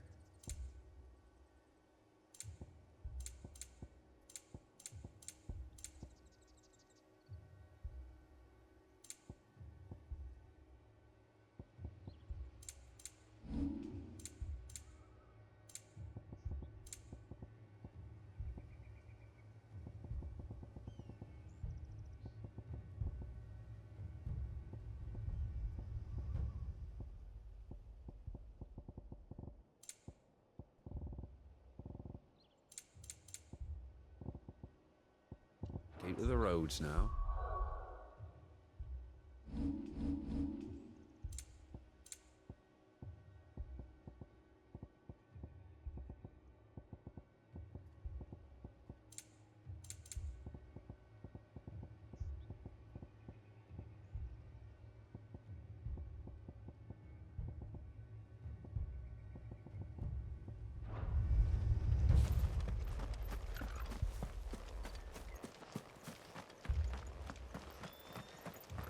What did those knights want, Father? Stay in the house. 2 more left to join the garrison this very morn. At this rate, there'll be none left to help with the harvest.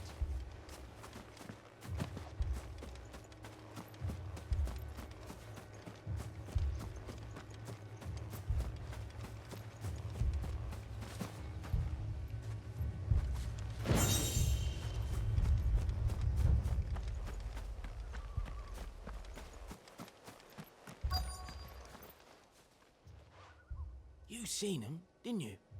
I'm sorry. The Black Shields. Just now. You seen them, didn't you? At least I think they was the Black Shields. Can't say I ever saw one before. Was this the first time they visited the village? What do you think? Amber's the arse end of nowhere. And they thought we might be harboring firebrands. Huh. If only we were. I might have turned them in and become a Black Shield myself. That's a fair old scar you got there, by the way. How'd you get it? Wanna know how I got this scar?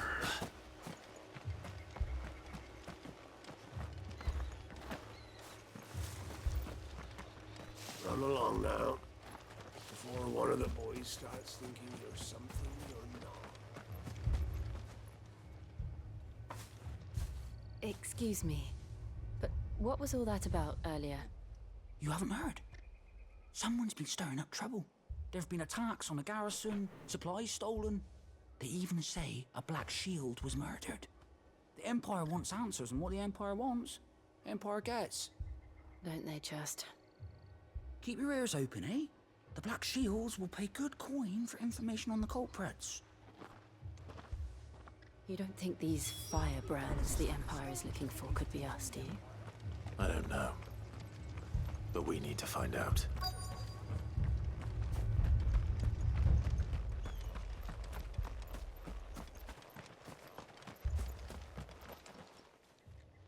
Greetings, friend. We are travelers. I know that. What do you want? We couldn't help noticing those Imperial soldiers who were here earlier. Don't you go telling these strangers a thing. I speak for the people of this village, and we have nothing more to say to you. You are to leave Amber and never come back. May I at least ask why? I don't know who you are or what brings you here, but your presence puts us all in grave danger. The Empire is a harsh master. Its demands are great, and its justice swift. But as long as we keep our heads down and pay our tributes, we are left alone. Some might call it submission. But if it will spare my people the Viceroy's wrath, then I will gladly submit. This village will not become another East Pool. Then we shall be on our way.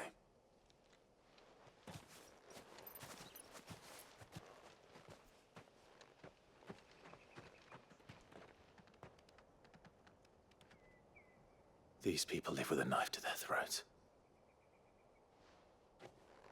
In the mistaken belief that if they cooperate, my mother will show them mercy. Obedience bought with fear. Are you all right? Sorry, It's nothing. We still don't know who the Black Shields are looking for. Well, whoever they are, the Imperials deem them worth pursuing to the back of beyond. But other than Martha, who else in Rosari would have the courage to stand against the Empire? A new ally would certainly be welcome. Can we find them before the Imperials do? Perhaps the next village will yield more answers. Perhaps.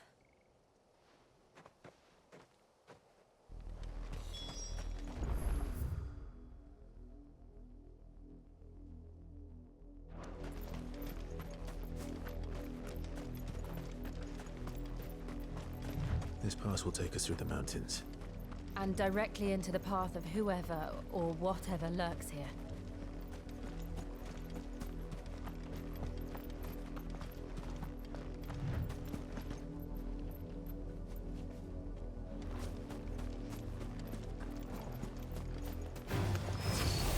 Ever since the Apollo tree, we've seen more and more of these echoes. What do you think is waking them? The mother crystals collapse? I have an idea. You're not going to like it.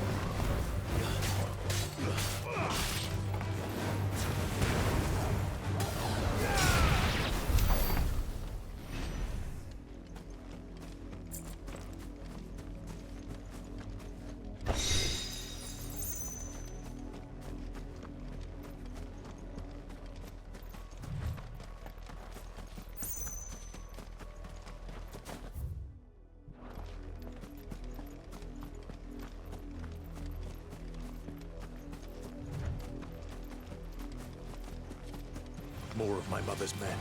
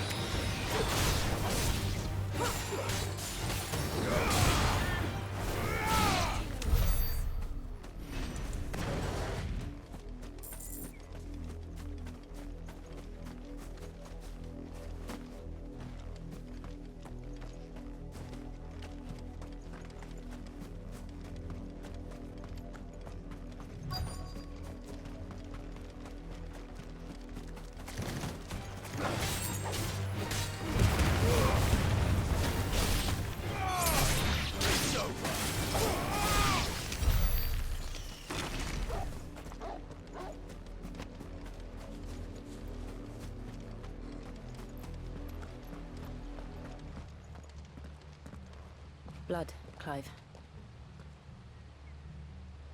And still wet.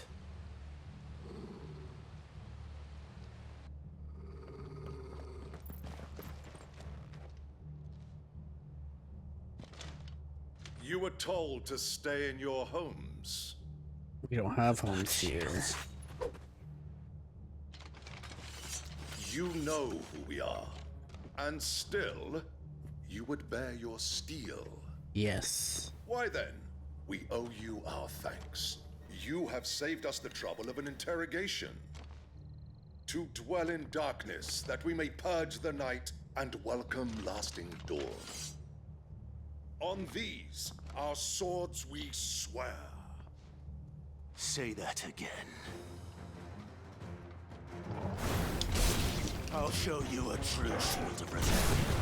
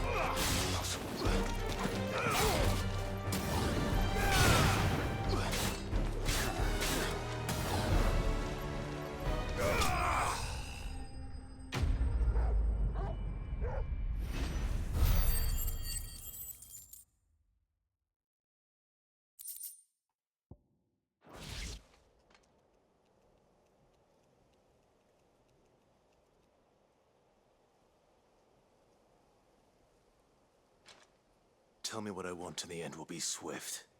Who are you looking for? Why, you.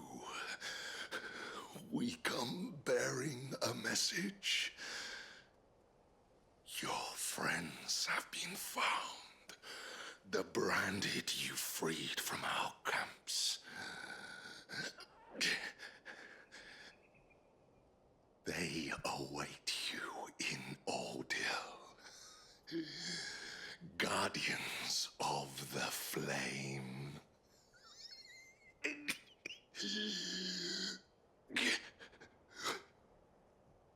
Those are Old Hill's gates. Then we hurry.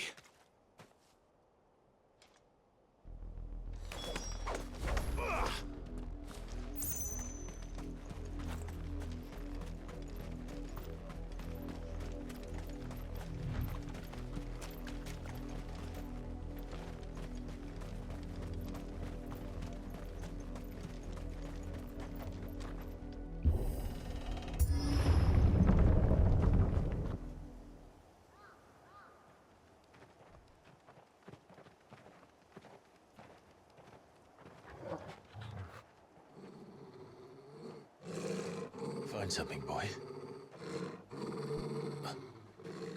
Death.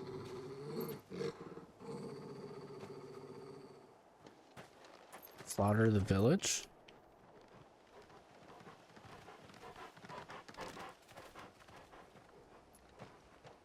Oh, found her. Holy shit.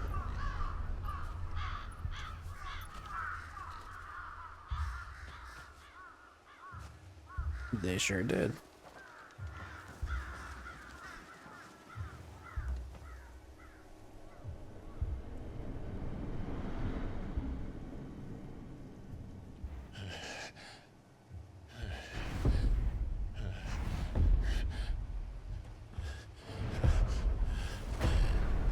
All branded.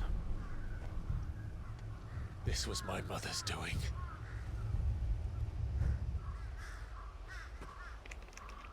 But why? Why would anyone? I don't know. I never truly understood her. But this... Oh, Clive.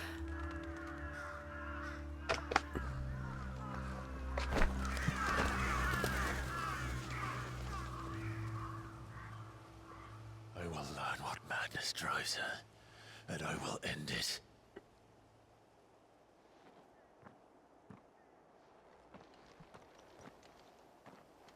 We should go. Yes.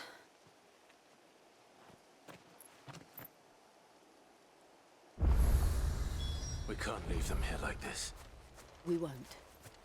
But if the Black Shields have made it this far south, they may already be in Port Isolde.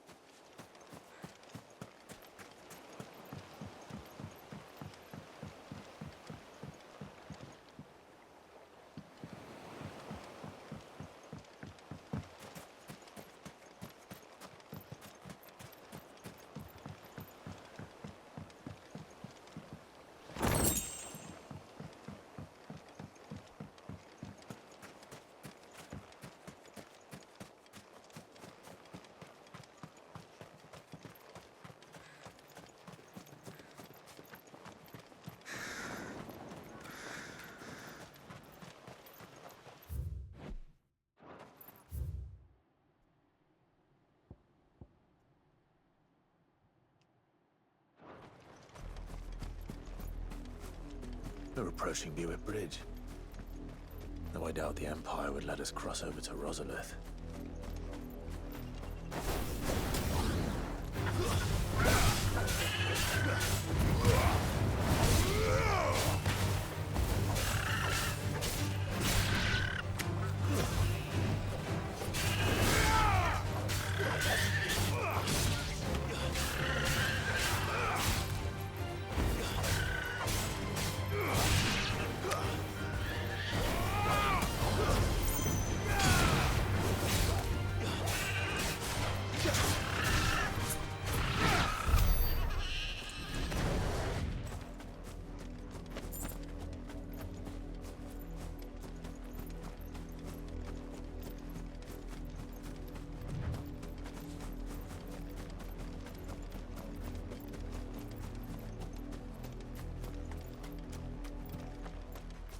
Didn't happen to come by way of Oldhill, did you? Saw some Imperials clad in black making for the docks just the other day. The next morn, you couldn't see the sun for all the ravens.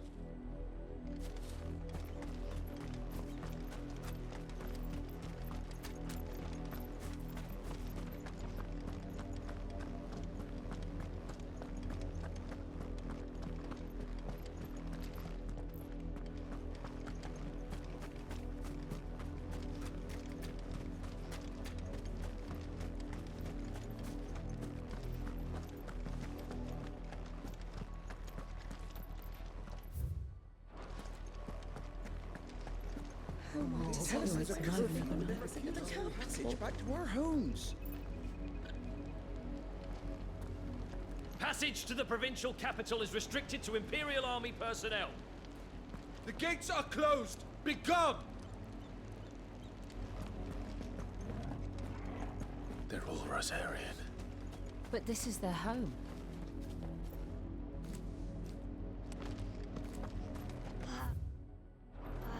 I'm hungry.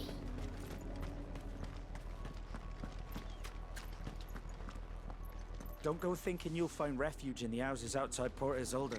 The place is a wretched hive of thieves and blackguards.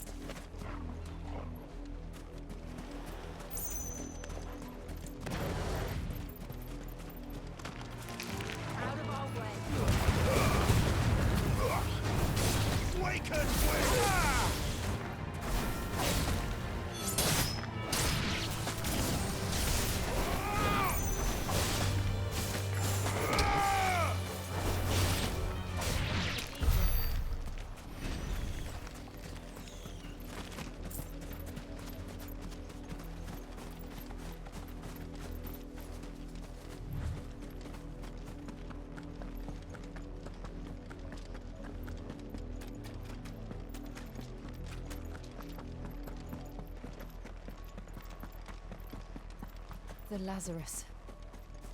What happened to this place? My mother happened. The nobles who lived here didn't stand a chance. Let's hope my uncle fared better.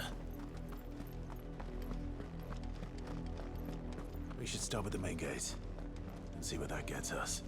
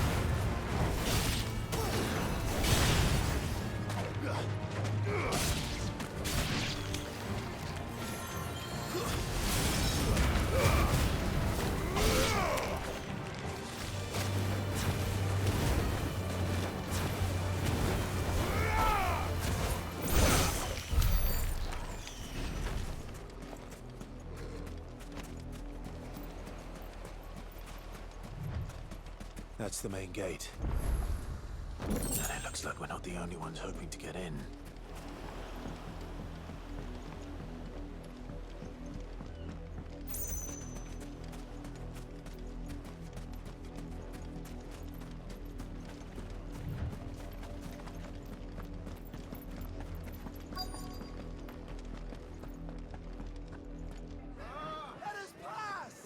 Yeah, let us pass. Have mercy.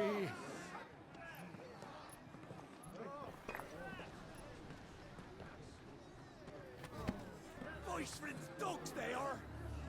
You can't ignore us forever.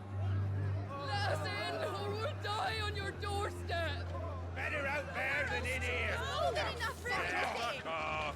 And the chinless bastards. Those crystals belong to us all.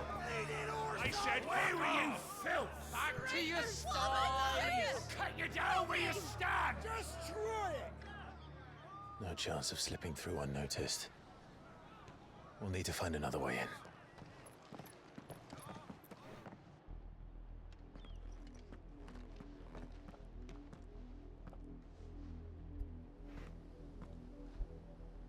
I thought we might be able to reason with the guards. Or at least bribe them. I suspect everyone in that crowd thought the same. Was that the only way in? Officially, yes. Strictly speaking, no. My uncle once told me that the nobles had tunnels built, so that they could visit town without having to walk amongst the rabble. The Lazarus.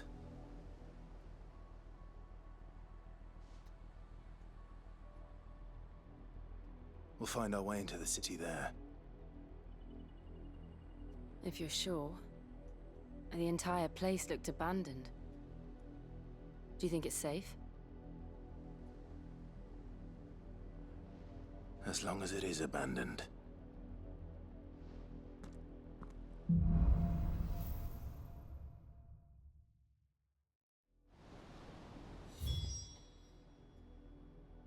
The good news is we haven't seen a single black shield since Old Hill.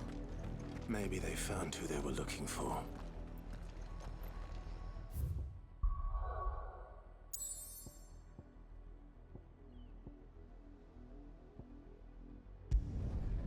It's a notorious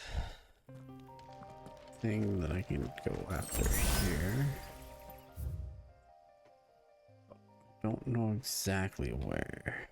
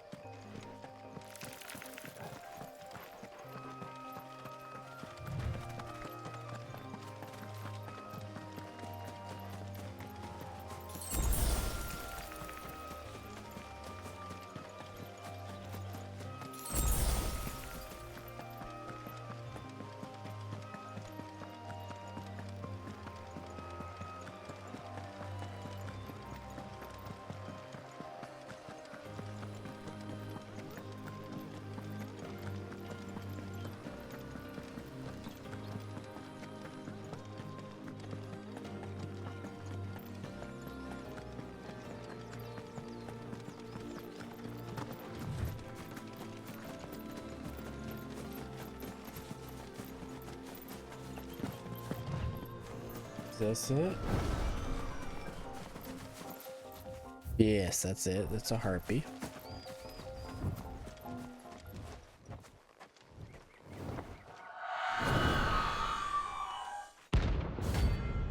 Arona. That's what I think it is. This isn't gonna be easy.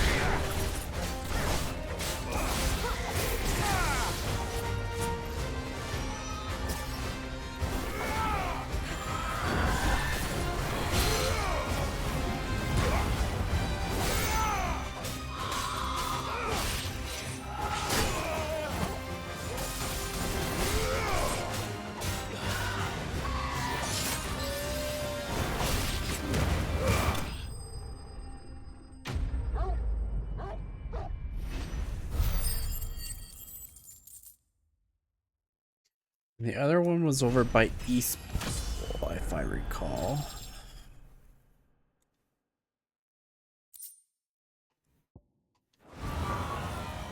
Rest well. I know I will. Good boy, Torgal. What a fine hound.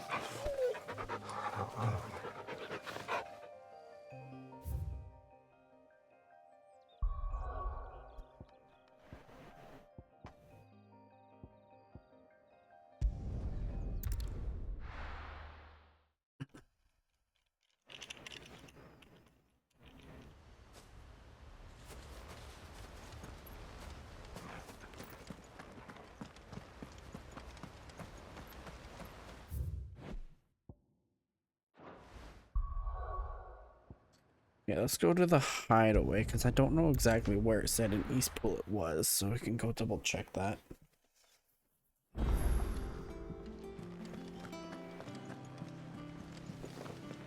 That room's as ragged as... So Martha's all right.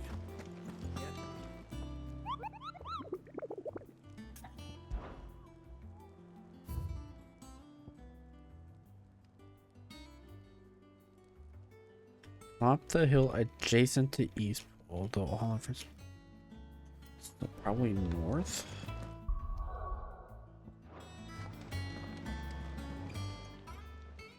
Welcome to the Patron's Whisper. Is everything we've received and everything promised. Best of luck out there, Sid. Doesn't sound like anywhere is safe.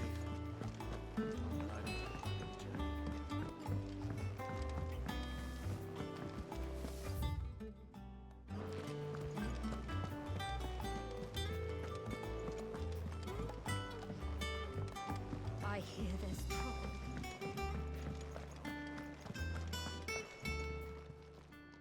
Is it business or pleasure?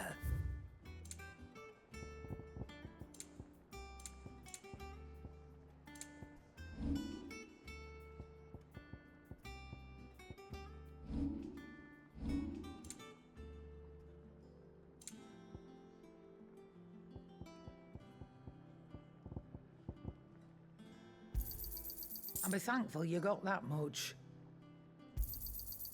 I reckon I can find a buyer. Think it's all right to touch him? Okay, yeah.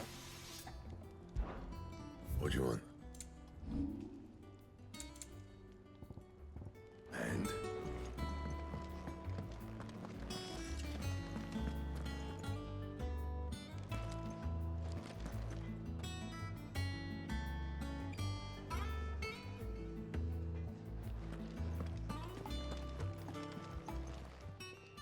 And what can I do for you?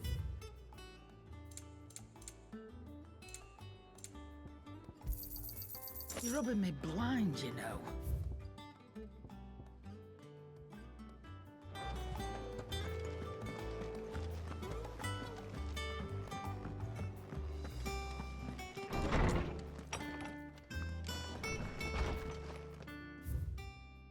Apple a day.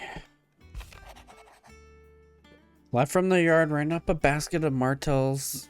Just this morning, sweet as honey and crisp as the morning breeze they were. I told myself I was only going to have one, but I reckon if no one else listens to Waldo, I don't have to either. You let Nigel and his lot know they've done a fine job. Was the time you'd catch none but Sid supping on these. What for their foul bite? But for him, it never were about the flavor, but about what they represented. Our ability to make it our own, and look at us now. Sid would be proud. Thanks!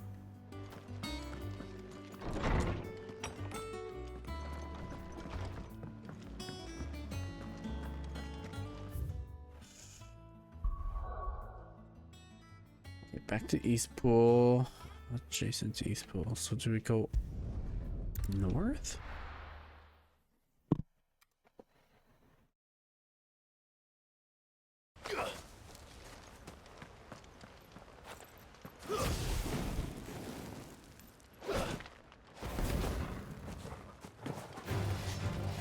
Damn bandits. You'll regret coming here. Stay down.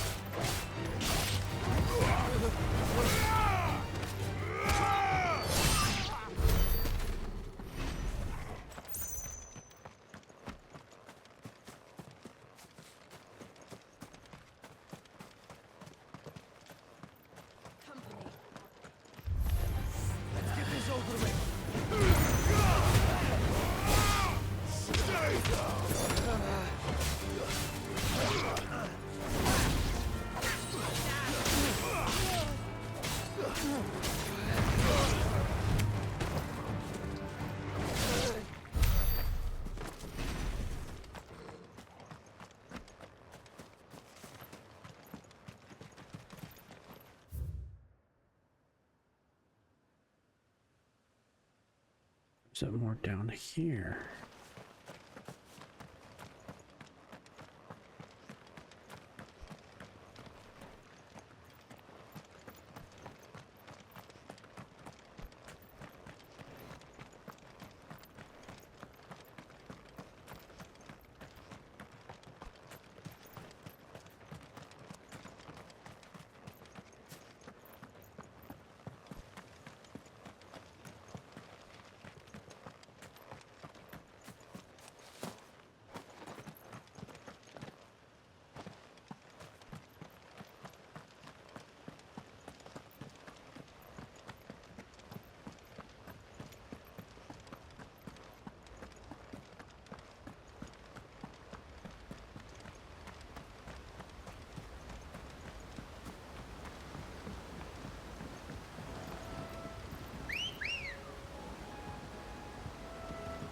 Good girl.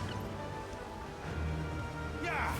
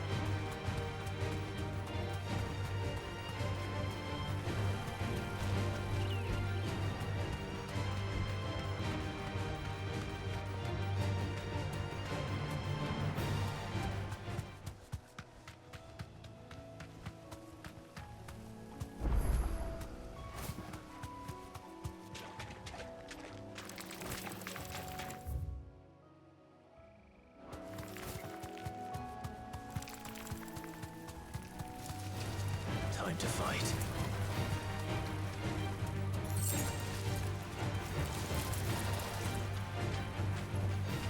Be safe.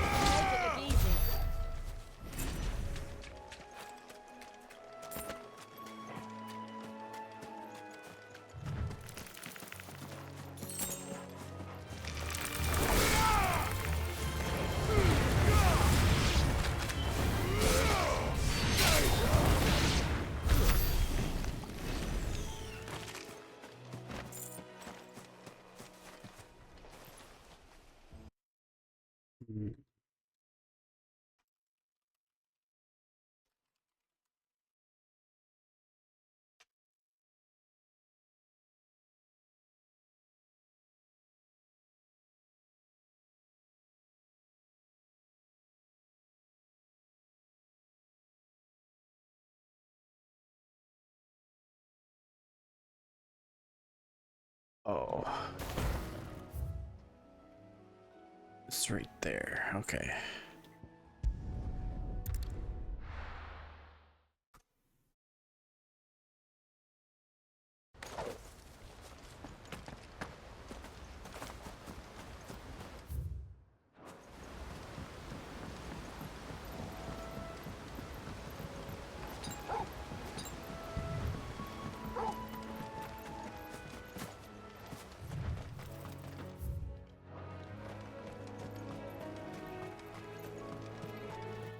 We haven't saved in a while, so maybe we should do that. We haven't saved all streams, so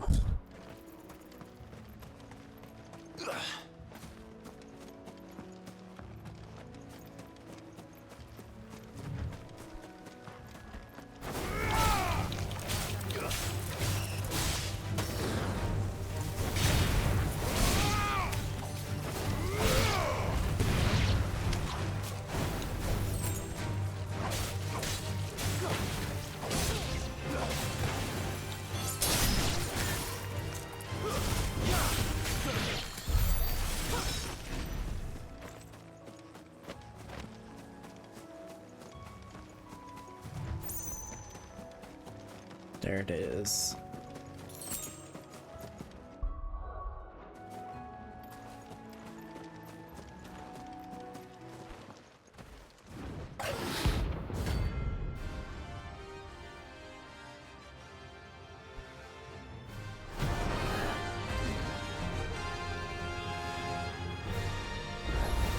A wild wyvern. In this area.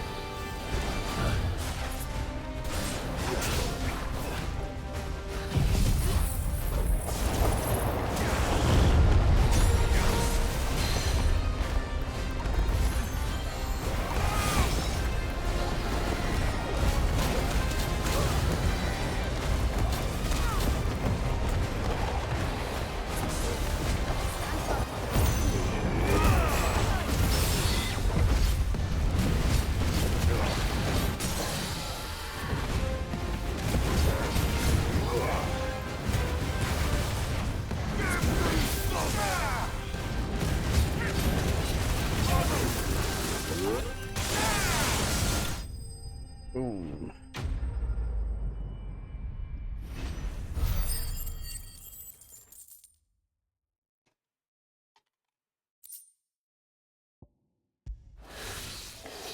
Oh, there aren't any more of them.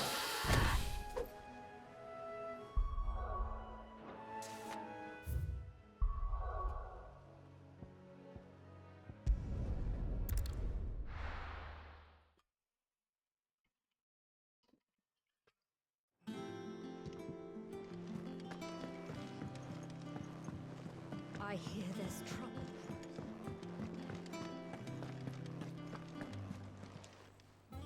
And what can I do for you? Go Go on then. It'd better I'll be here. You're rubbing me blind, you know.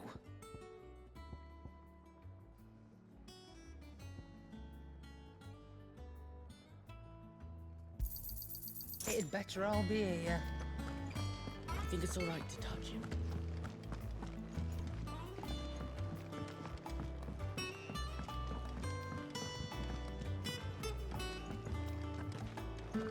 We have to hurry, Clive. What happened in Old Hill could happen in Port Isolde. If you're worried about our supplies, we've plenty. Karen's seen to that. Though we're always one missed shipment away from disaster. That room's as ragged as... So Martha's all right. Yep.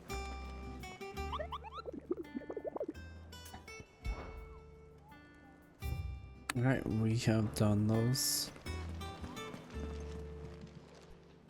How may I help you today, Clive? All yours.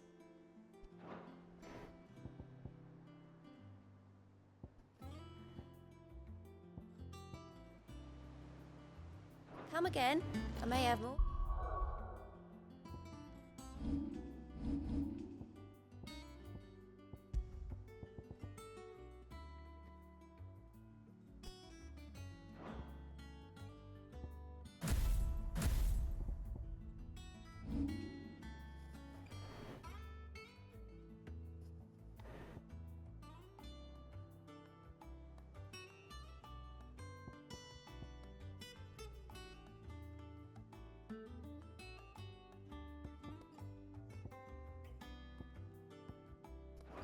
Oh, yeah. Doesn't sound like it.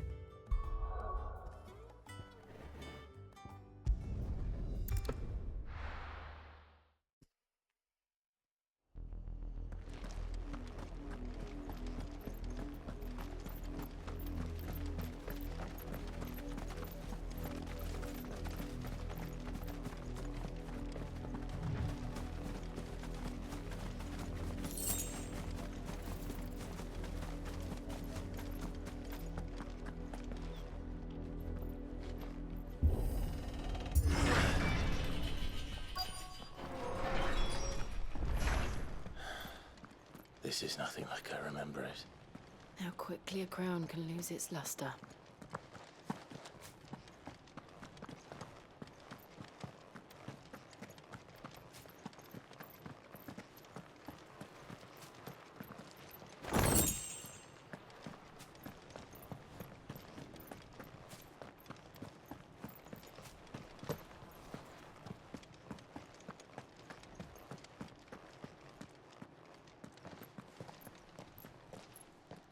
Not abandoned then.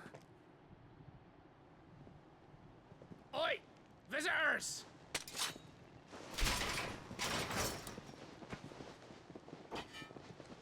Apologies. We'll show ourselves out.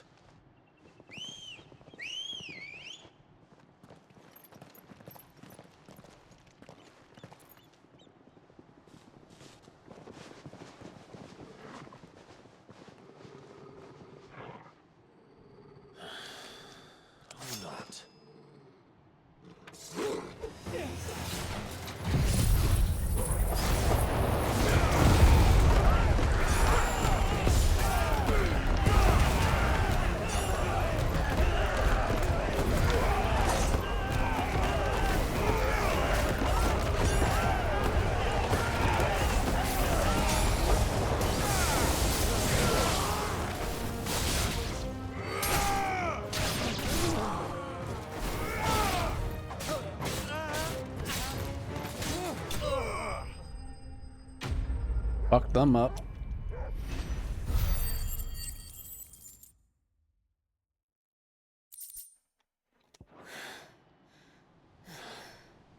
I've only ever seen one man fight like that. And he's long dead. Then perhaps it's time you joined him. The blessing of the Phoenix. It can't be. I was there when you died.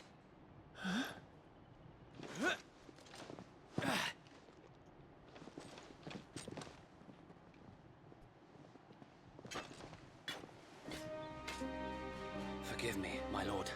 I knew not whom I addressed. You have naught to fear from us. Founder, it really is you. It is. So wait.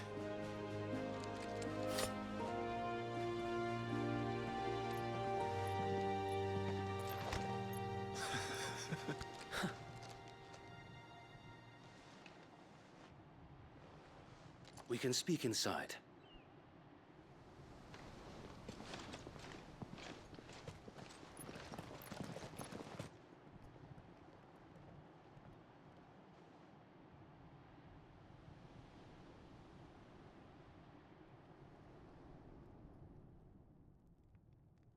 And those who wouldn't bend the knee? We left before the Empire could make examples of us, though we didn't go far. And we banded together to form the Guardians of the Flame soon after. Alas, there is only so much a handful of aging shields can do against the might of an empire. But we've seen to it that their stay has been anything but pleasant. Of late, though, we've had our hands full just trying to keep the Duchy's few remaining bearers out of the Imperial's clutches. The Cullings. We saw what happened in Old Hill. Aye. The foul work of the Black Shields and their mistress. You mean my mother? But it doesn't make sense. Even knowing what I know about her. Her hatred for bearers was no secret, but she wouldn't have been ignorant of their value to the realm. No offense, my lord, but in case you haven't noticed, the Lady Annabella couldn't care less about the realm. She barely even cares for her own home. That much has been plain since the slaughter at Eastpool. And, since granting the Holy Emperor a new heir, her obsession with bearers only seems to have grown. As to why, I don't know. Maybe she can't bear the thought of anyone having the power to challenge her beloved son. Her son. Sir Wade, the Black Shields have broken camp. They march in full force for Buick Bridge. Then so do we. Make ready.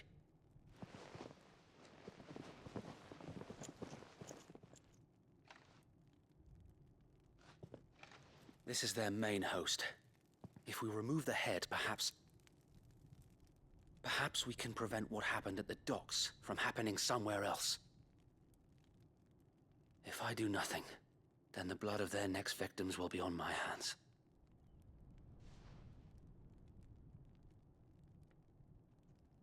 Yours and ours.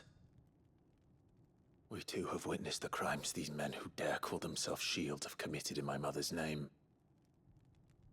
It cannot be allowed to continue. We must put a stop to this madness. We must. So let us go with you. For the good of Rosaria. I was hoping you'd say that. Very well. If that is your wish, I would be honored to serve at your side. And we at yours. So, Wade, let us do our duty. With pleasure, my lord.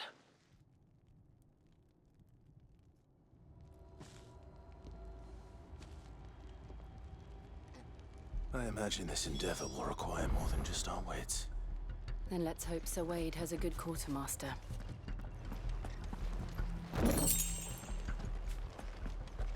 We'll show them that the You are welcome to what little we have managed to salvage.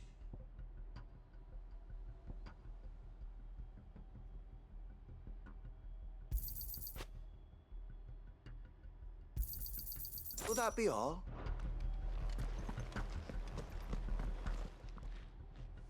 Tell us then, Sir Wade. What is your plan? Nothing fancy. You, Lady Jill and I make for Buett Bridge and provoke the main host at their encampment. Sensing an opportunity to end the Guardians, the Black Shields will call for reinforcements, who will be met from the rear by parties of my brothers hidden throughout the surrounding hills. This will allow us to wage battle on the bridge without fear of being overwhelmed. While the Black Shields have an advantage in numbers, you see, they prefer to fight in small units, which we can use to our advantage. How small exactly? Small enough, now that I have you and Lady Jill for company. I doubt I could have done this on my own. But until we arrived, that was your plan. You haven't changed a bit. So Wade, the bearers from Old Hill have been laid to rest. Very good. Now make ready for battle. As you command.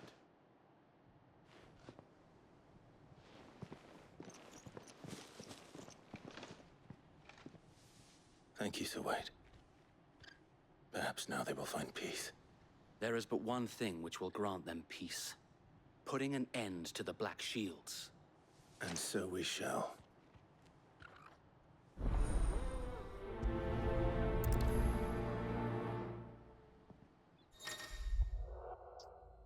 Throughout the main scenario, Clive will often be joined by various companions who are keen to lend their assistance. However, depending on Clive's destination, they may choose to remain behind at the hideaway.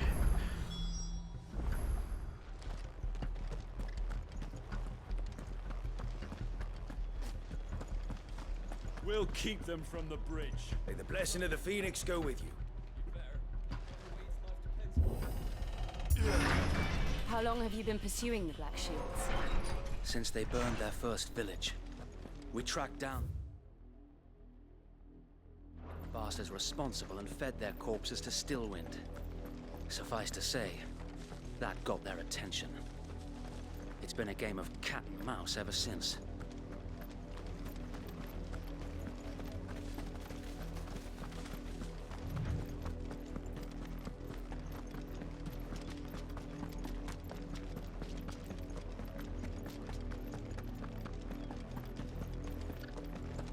Sideways. Come along now. The bastards are lucky I didn't. There they are. On your command, my lord.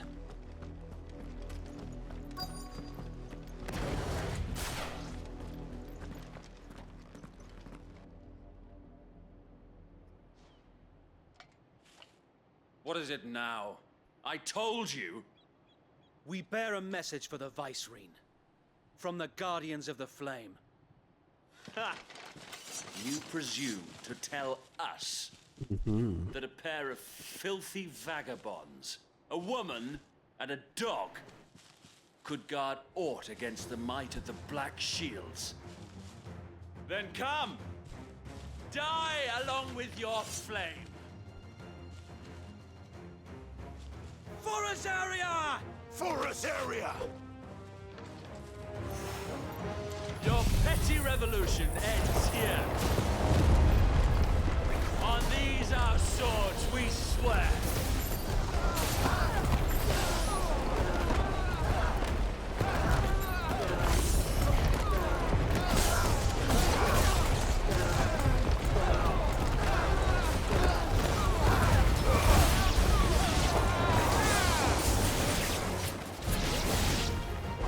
Bloody hell!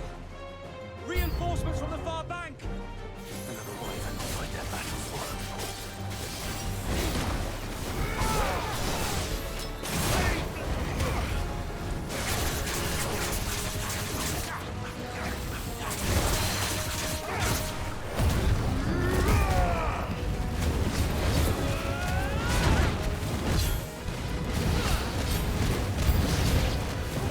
More dragons.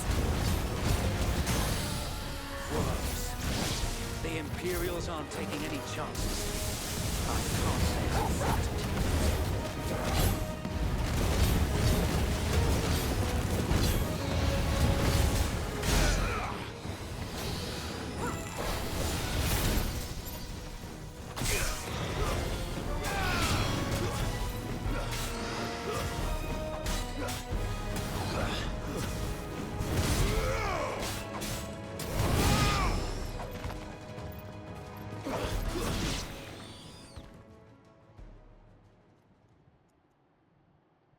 Here comes a A dragoon. noble stand, albeit a misguided one. In taking it, you have but proven our point. That this land is in dire need of cleansing.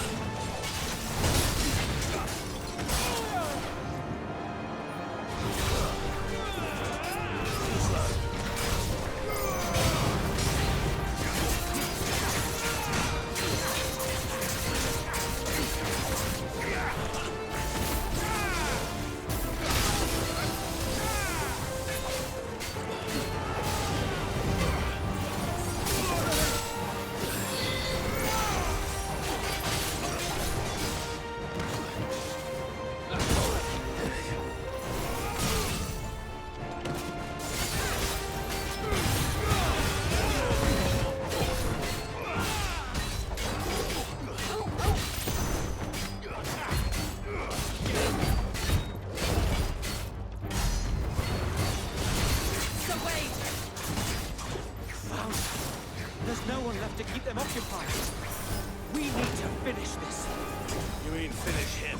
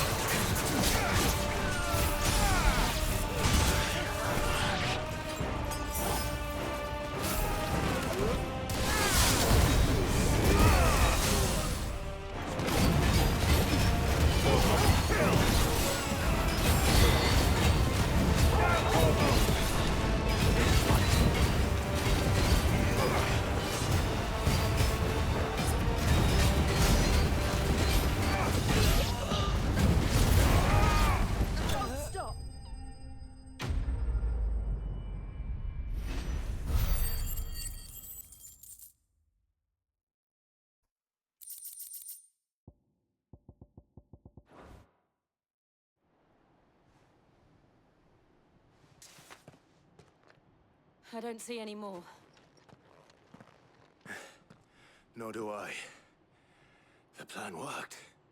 It did. It bloody worked.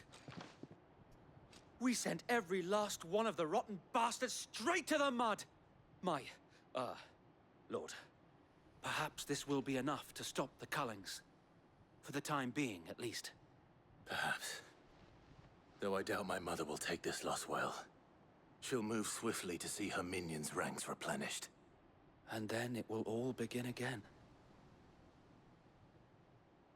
I often wonder if the nation we once knew is gone for good. Her fields rot. Her people starve. We battled to preserve the flame that was, but for every foe we fell, another springs up in its place. Yet be that as it may, it is still our home, and we must fight for it. As we always have, and always will.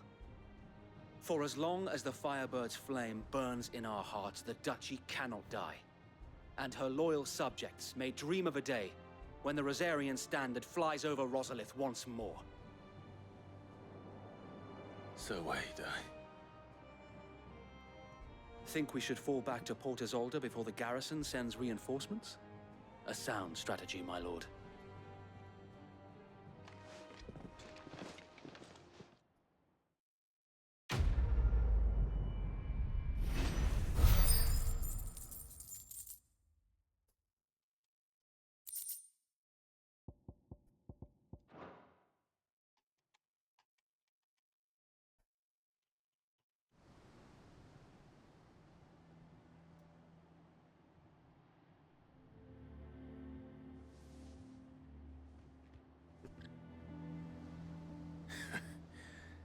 And how long has my uncle been funding you and your comrades' endeavors?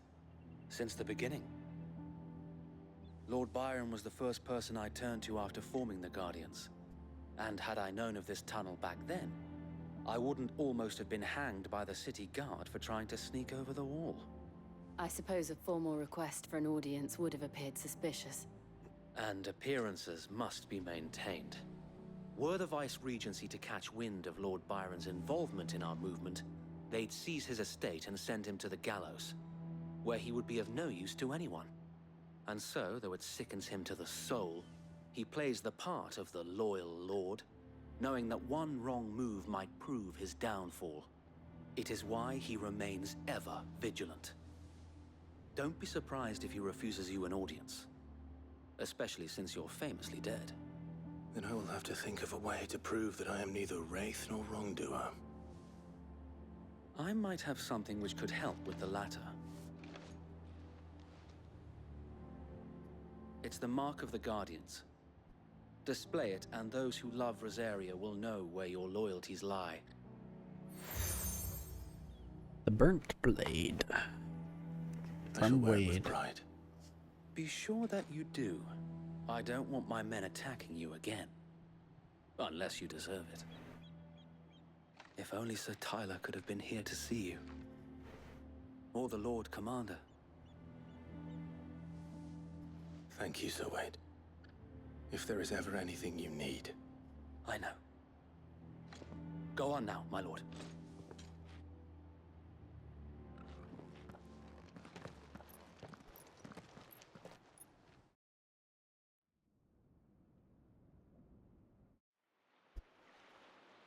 Port Isolde.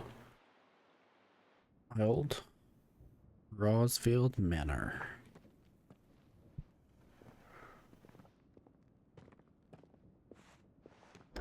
How accommodating.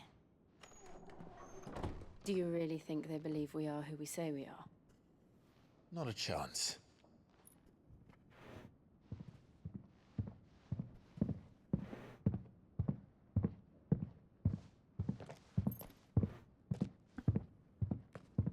Right, I guess. My uncle believes we're imposters here to rob him. And means to string us up himself.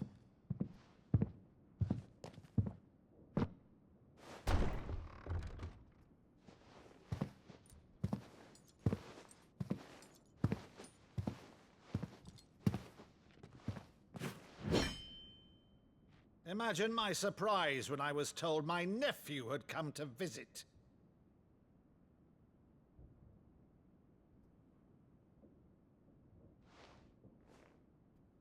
Clive Rosfield died long ago. And for uttering his name here, you shall pay with your tongue!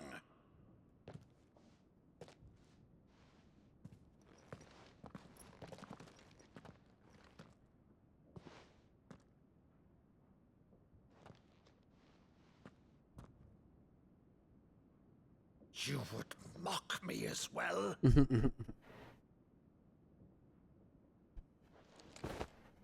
It is I, Sir Crandall of Camelot, loyal servant to Her Serene Holiness, Saint Sybil the Unshod.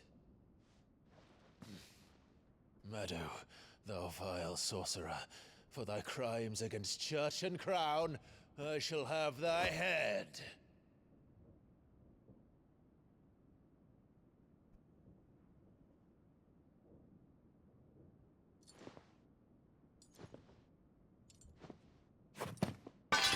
Curse thee, infectious flax wench. Even in death, must thou plague me still? Very well. I shall open the gates of hell, that thou might see thy charge once more.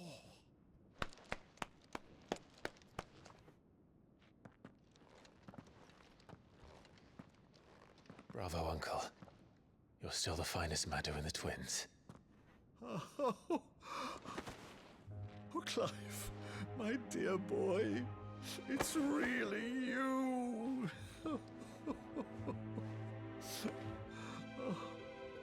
You always were fond of that scene from The Saint in the Sanctuary.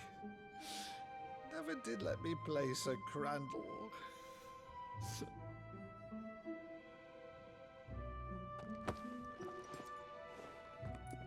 I have a favor to ask, Uncle Byron. Rutherford, inform the kitchens. There'll be guests. We dine immediately. But, Uncle... You can't very well regale me with the tale of your miraculous preservation on an empty stomach. Go on, sit.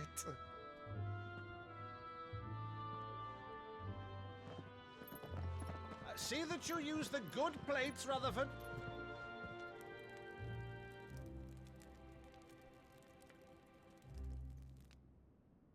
So you arrived late to one of her cullings, did you?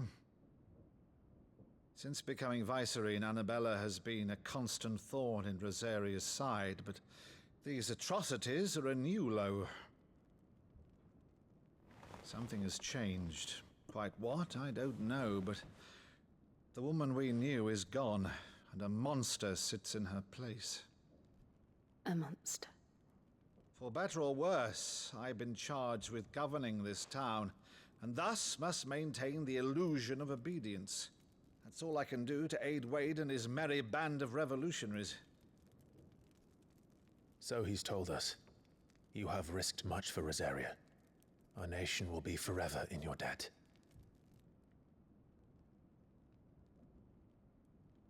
It has been 20 years, Clive. The nation your father and your forefathers fought to defend is no more. Perhaps it would be otherwise had I the courage of my brother.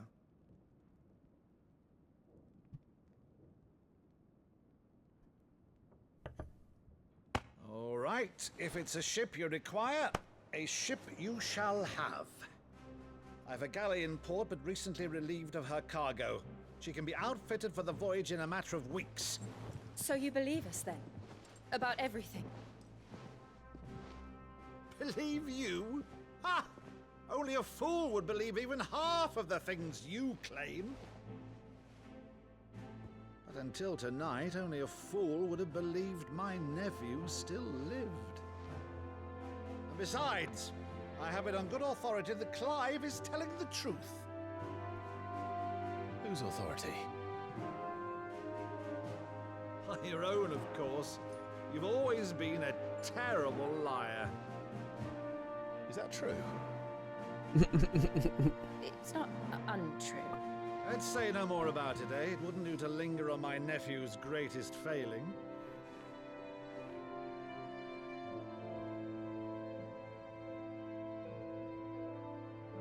The one thing I cannot believe, though, is all this about you being Sid. You were always such a good boy, but now you're quite the outlaw. Which, if I'm not mistaken, would make me an outlaw's uncle. Right then, who shall we pillage first? Rutherford, fetch me my cutlass. This will be fun.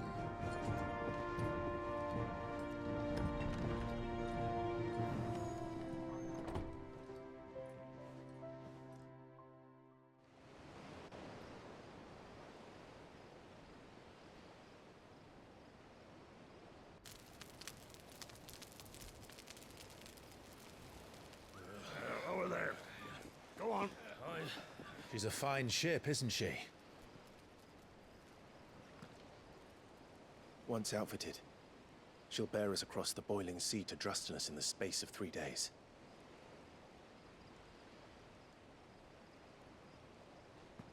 Something on your mind?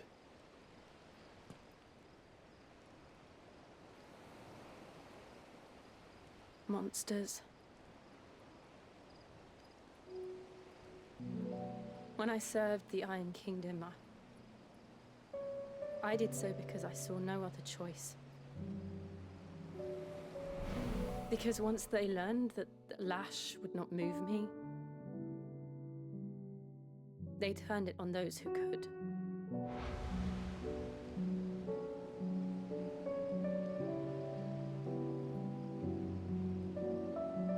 And so I became their puppet. I let them pull my strings, telling myself it was not my hand that swung the sword, but another's. I removed myself from the truth so I wouldn't feel the pain it caused.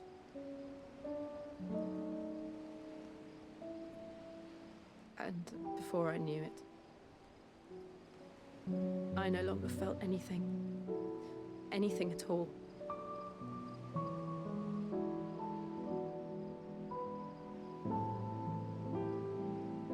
I had become a monster. Jill.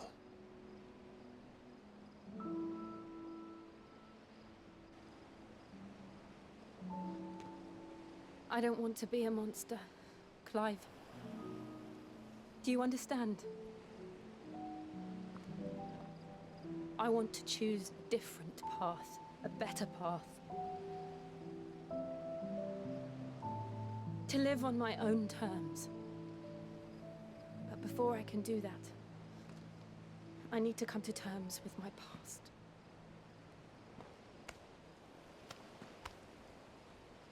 And when you do, I'll be standing there with you, just as you stood with me.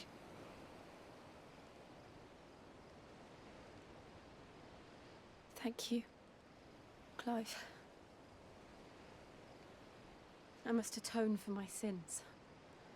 Only then, when it's done, will the monster cease to be. Just promise me that you won't die with it.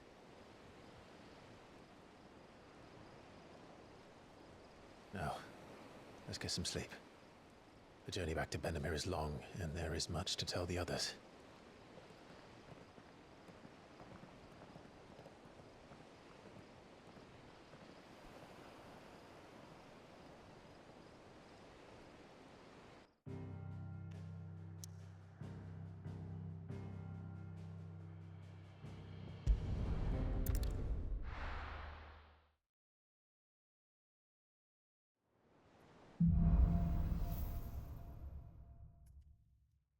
You're Only the the founder knows monster. what awaits us in the Iron Kingdom. But Vivian could probably make an educated guess. It will be over soon. One way or another.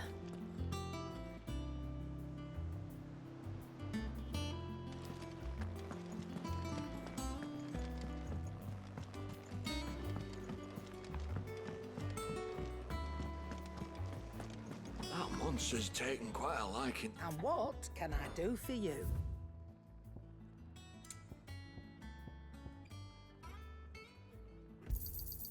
It'd better all be here. You'll not find a better price than that. I didn't take you for a scholar, Ivan. Oh, this? Well, it's Valisthea, a culinary pilgrimage. I borrowed it from old tomes. Seems there's no creature in the realm so foul it can't be cooked up into something delicious. Think I'll stick to the unfoul ones, thanks. Oh, where's your sense of adventure, Sid? Honestly, one glance at these recipes, and even you would trade in your sword for a butcher's cleaver. From spit roasts to sweetmeats, this book has them all. Yo, Richard with the raid. Welcome in. How's it going? How was stream? Well, I'm no hunter, Sid. The first tunnel worm I came across would be the death of me. But you're made of sterner stuff. Would you help me resurrect one of these recipes? Something tells me you won't be taking no for an answer. Fine. How's it going? I'll help. Fantastic! Thank you. So, dare I ask what's on the menu? Chance's Stew. It was once a favourite among the gourmands of Oriflamme, if the author is to be believed. Though Molly's never heard of it. The only problem is that while the recipe is extremely detailed in most respects, it's infuriatingly cryptic as to the main ingredient. A beast, no doubt. Most likely something that would make easy work of a simple cook with more broth than brawn, but unwanted violets. I've no idea what they might be. Does the book say anything I else? have. Well, only that the sweetest violets We sprout just atop met the up bed with of Clive's roses. uncle. Roses. Rosaria, perhaps? One of the butchers in Martha's Rest might know something. Alright, I'll back to ask next Martha's time I'm there. Rest. It'll let me.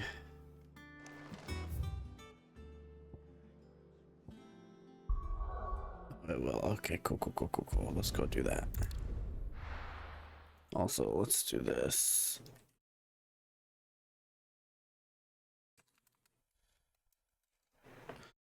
There we go.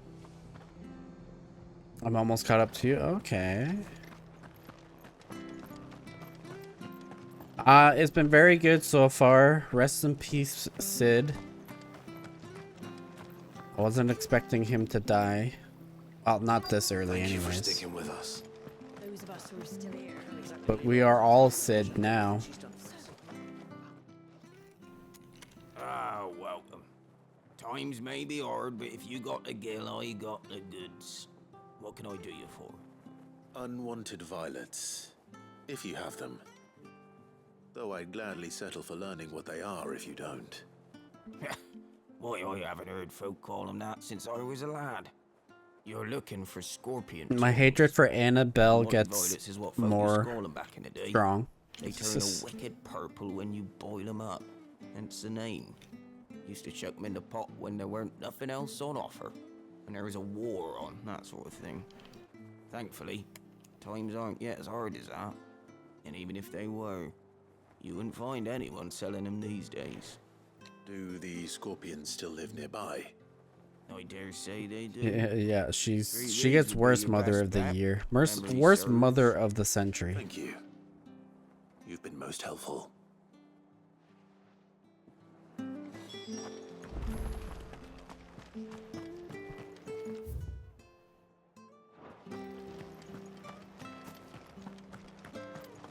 But when I do these games, I always try to like prioritize the side quests as I go through. So when there's side quests, I will do them and then do main story. I've done 3 of the notorious hunts.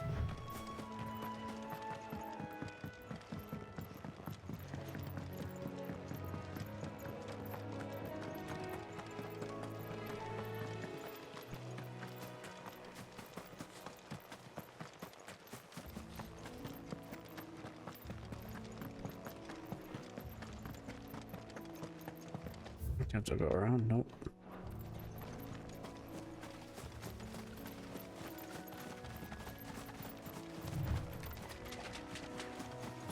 Yeah, I agree with that. Scorpions. At least I know what I'm up against. And I missed.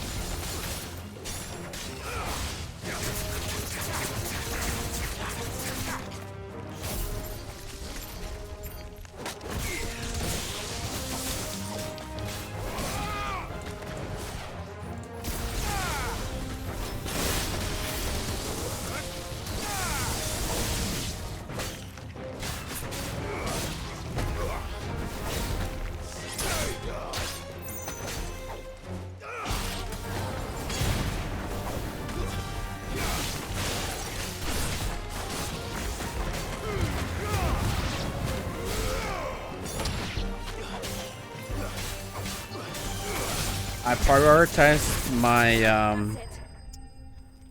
upgrading my limit break gauge. That way I can stay primed longer. And it's been very helpful. I better get this back to Yvonne before it goes bad. Or any worse, at least.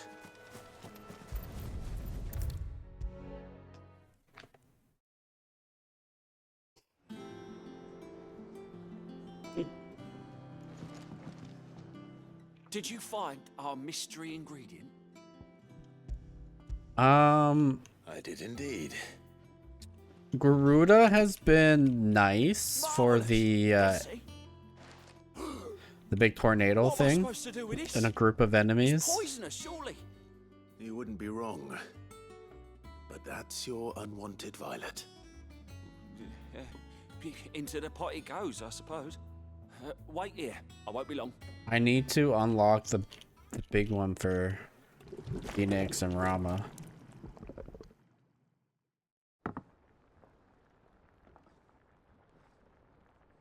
I present Chance's stew, risen once again from the ashes of Nope, I don't think I'd eat that. Grab a spoon, Sid. Let's eat while it's hot. I'm not hungry. This Well, is it'll be too late once I've licked the bowl clean. Your loss.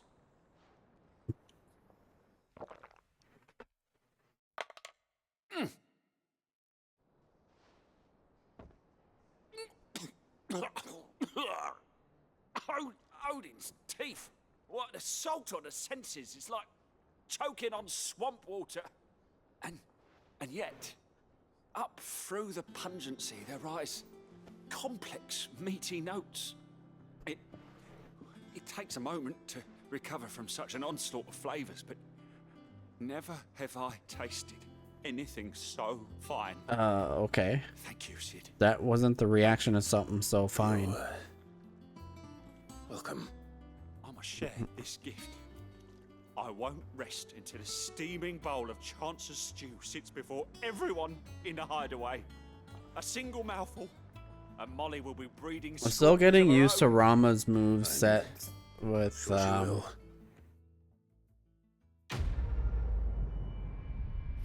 lightning ball, the channel or the once I'll tell you what it's called, and it's like, ooh, that's actually really good.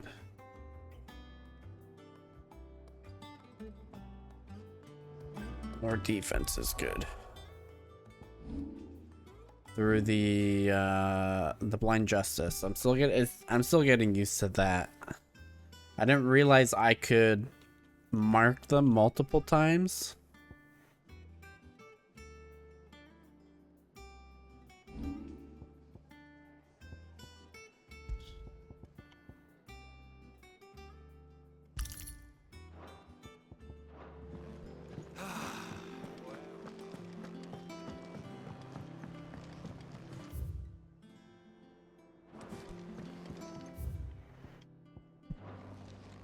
Let's go check the reading table.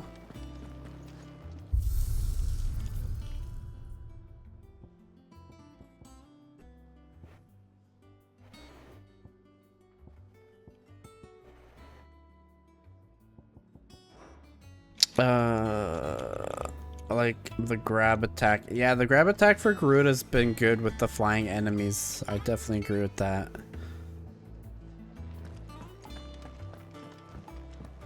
Sometimes if you hold like the bloody dust. do the charge blade and they go flying and just pull them back in with Garuda. With Death's Embrace. Or whatever it's called. A flame none brighter. My Lord Marquess, I ask once again for you to forgive my men for your welcome back at the Lazarus, but certainly you can understand that you were the last person any of us were expecting to see at our gates. In the short time since our reunion, you have shown yourself to be the self-same man I followed into Stillwind those many years ago. A true bearer of your faith, or of your father's legacy. If only Sir Tyler, the Lord Commander, and all the others who were lost that night were still with us to see how bright your flame now burns. To you and your cause, I hereby pledge the sword of the Guardians, and am proud to stand alongside you once again. Wade. All quiet in the Dominion. The Delmex and the Imperials are at a standoff. They snarl at each other, fangs bared like slum curs, but neither wants to make the first move. It's almost as if they both realize what a stinking pile of chocobo shit they've stepped in. If I were a man to lay wager, I'd put my copper on this conflict not playing out anytime soon. I shall keep you apprised, Gav.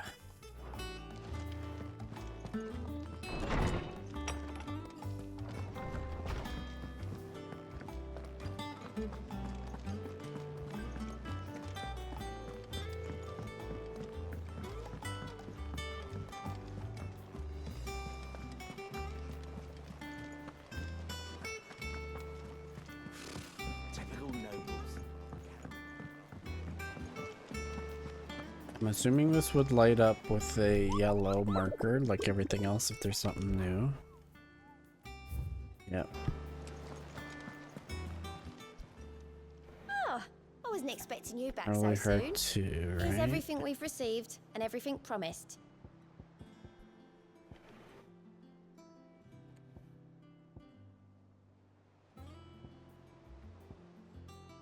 Best of luck out there, Sid. You probably have no quests for How you me. doing? Anything catch your eye? Think you can help? There are new billets being... Clive! Oh, am I glad to see you? Is something wrong? It's Blackthorn. He ain't himself. And if I'm honest, he ain't been for a while. That normally it only takes a couple of drinks to perk him back up, but not this time. Something's getting him down. His voice doesn't Whatever match it is, his he ain't telling. looks. It's like he's lost his spark, you know? He's barely got enough fire in his belly to get the ump about stuff. But I'm thinking he might if we both bent his ear, because he respects you, innit? So, In it. what'd you say? Fine. If you think it will help. Knew you'd understand. But if he doesn't want to talk, we let him be. He'll open up when he's ready. All right. Now, he'll only smell a rat if we both turn up at once. So, I'll go first, and you can meet us at the forge. Wait a bit, then head over when you're ready.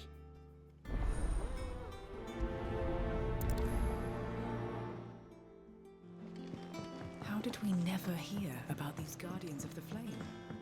Same way they never heard about us, I expect. I could have sworn we had.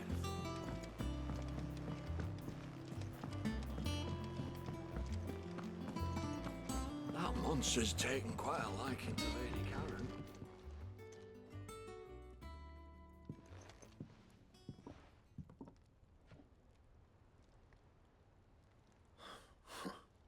First August, and now you. What are you pair up to? What's it got to do with me? August was worried that something had been weighing on your mind. I thought you might want to talk about it. Did you now? I told you not to stick your nose in my business. What'd you go and do? Clive just wants to help, innit? What's so bad about that? Talk to him. You never know, you might feel better for getting it all out in the open. Please, mate.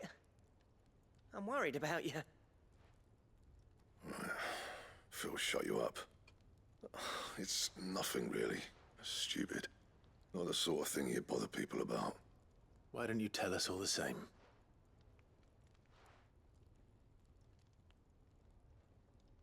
Karen and I have an arrangement. I keep an eye on Goots, and she shows me what the competition's up to. Interesting arms and armor, things like that. Anyway, the other day, she shows me a cuirass she's come by. Masterpiece of level work. Light, supple, and tougher than it had any right to be. Made my stuff look like heavy, clumsy shit. Have a good night. I appreciate the raid. Yes, thankfully it's Friday. You're right. Now every time Appreciate the alert. Enjoy your night. I'm probably just gonna read some lore before I unstream tonight. There. You happy? You got what you came for. Now piss off. All right, we're going. Listen, man, you've helped me with some armor, but I haven't used your armor in a little while. I always thought of old Blackthorn as a bit of a force of nature. Like a storm cloud full of ale. Didn't think anything could rattle him. Least of all a stupid piece of leather. Blackthorn's always taken pride in his craft. Questioning it means questioning himself. Something tells me this is only going to get worse. If he has doubts, it will affect his work, which will only add to his problems. We need to nip this in the bud. I couldn't agree more. He said he should have bought that cuirass. Perhaps we should track it down for him. Assuming you're happy to help, that is. Too bloody right I am. Glad to hear it. First things first, then. We need to speak to Karen. That monster's taken quite... Karen, do you have a moment? Blackthorn mentioned that you'd recently come Toggle's right by a behind leather her there. cuirass. An exquisite example of the craft, from what he told us. And he ain't been himself since he saw it. So we thought we'd buy it for him. Sorry, sold it already. Didn't think Blackthorn cared for it the way he turned his nose up. But it was nicely put together, that's for certain. Even if the bloke who made it is a bit of an odd one. Happened across him on my travels. Makes all his stuff to order, but the fella who commissioned it refused to pay. He didn't like the colour of summit. So I took it off his hands for a fair price. You don't know where we might find him, do you? Like I said, he's a bit of an odd one. Doesn't even have a workshop. He don't trust hunters neither, which means he spends as much time out tracking beasties as he does working their hides. I see. He did tell me something, though. Apparently, his next commission's for a set of griffin hide greaves. Here, there's a griffin on the hunt board. The curse breakers were placing bets on who'd bag it. Now, where the bleeding hell was it sighted? Somewhere in Sambrec, maybe? Care Northern, that was it. Thank you, Karen. We'd be lost without you. At least you admit it. So, it sounds like going after that griffin might be the best chance we have of finding our roaming leatherworker. I'll leave the hunting to you if you don't mind. While you get on with that, I'll ask around the markets. See if I can't sniff out who he is and where he's hiding. Good idea. Hopefully one of us will be able to track him down.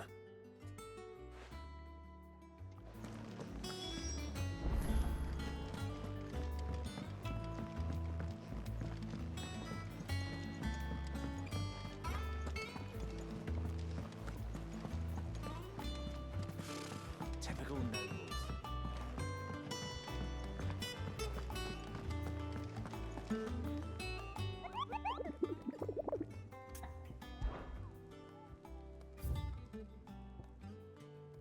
While passing along a trail from Lost Wing to Cair Norvent, one of our orders was met with a sudden blast of wind so strong that it bent back the trunks of the old oaks, and heard a cry so terrible that he ran off for his life. Questioning the locals revealed that this area was the nesting place of the elder griffin known as Dawsmare, a beast much hated for its appetite both for chocobos and for children.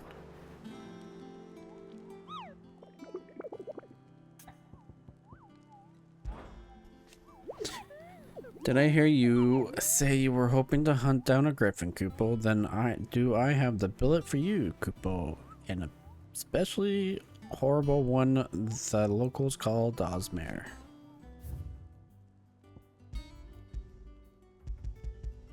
Cairn over at Westgate.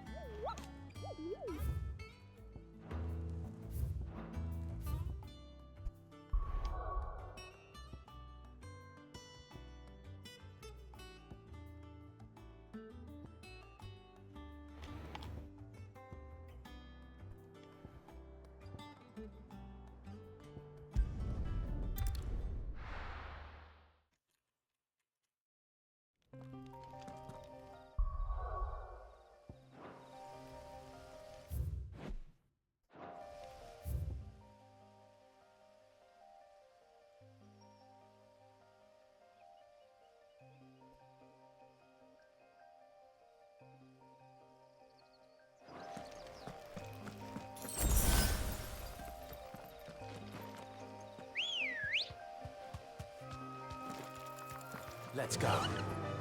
Faster!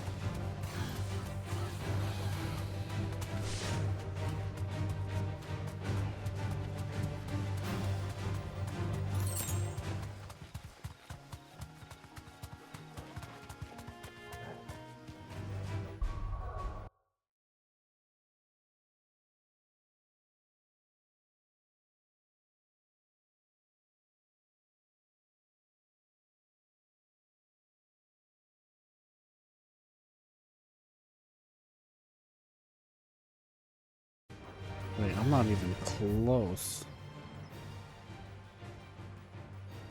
Over there. I have to go through Lost Wing.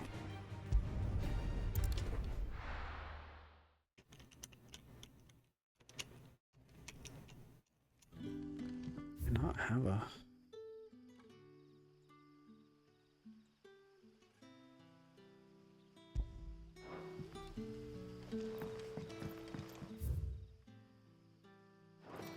Good day to you.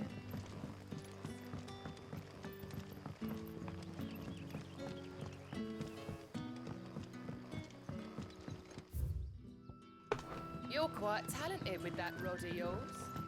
I've caught my share of it.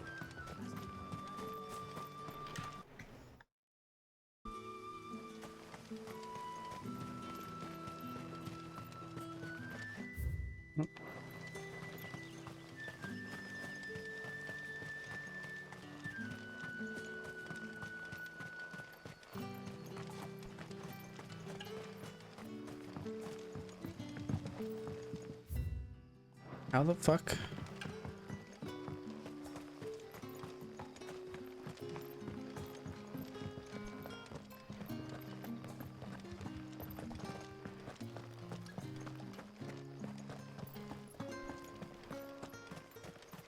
No use calling Ambrosia now.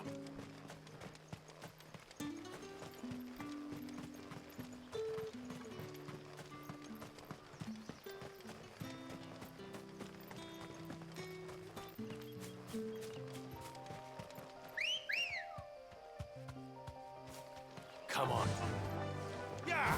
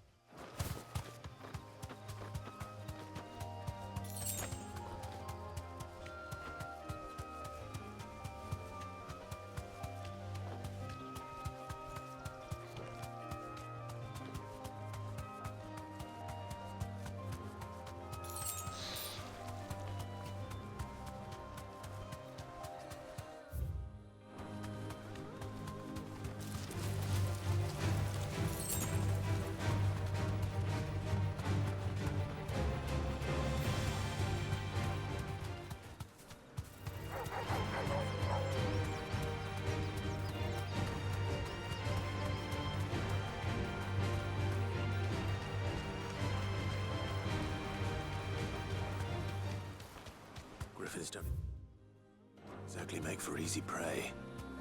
Let's hope our craftsman hasn't bitten off more than he can chew. You deserve a rest.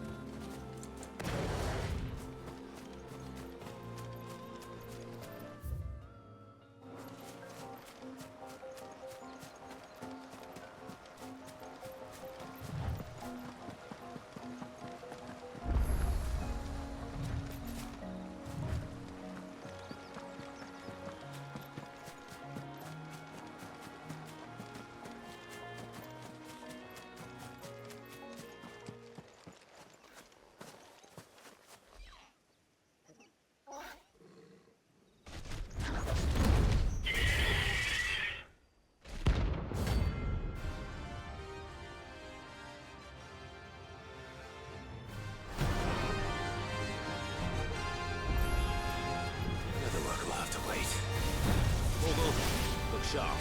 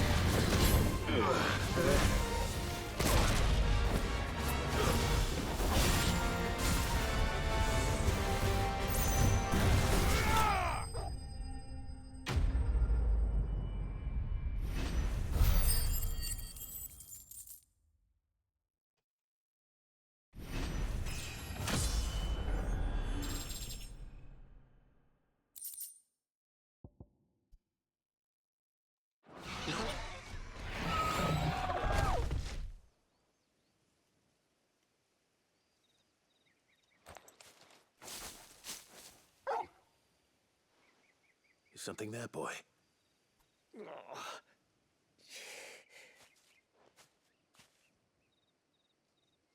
Could that be our man?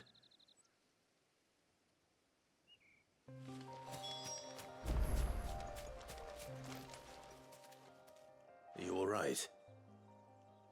Dare say I'll survive.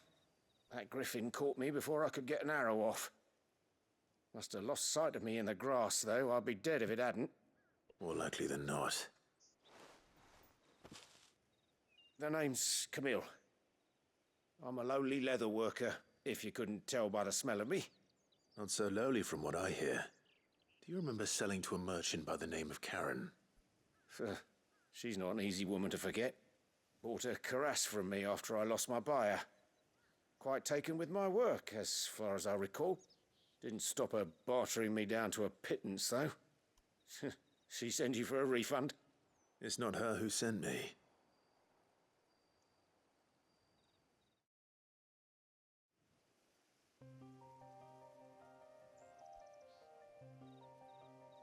Well, consider me flattered. You should be. He's a master of his art, and not an easy man to impress. Blacksmiths are proud folk. It's a rare thing indeed for one to praise a glorified tanner. And I don't imagine an impressive swordsman like yourself would be getting your steel from any but the best. I'd dearly love to help a fellow craftsman, but... Well, actually, I suppose you could give him this. What is it? Treated leather. Same stuff I used to make that cuirass. If your man's as skilled as he sounds, he'll know what he's looking at. You sure? Well, you did save my life. And thanks to you, I'll be going home with all the griffin hide I can carry. I'd say it's the least I can do. Short of showing him how to make the thing myself, that is. But there are rules against it. Secrets of the trade and whatnot. In that case, I'll see that he gets it. I'd be much obliged if you would. Right. I've got some greaves to make.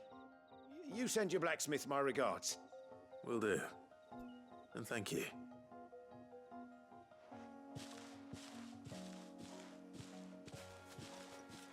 Hopefully this will sweeten Blackthorn's mood.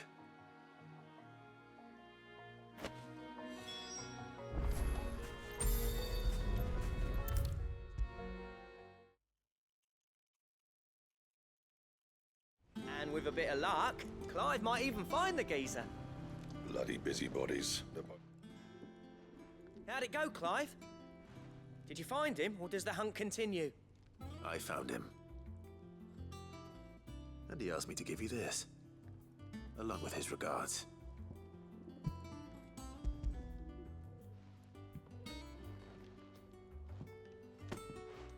You're joking.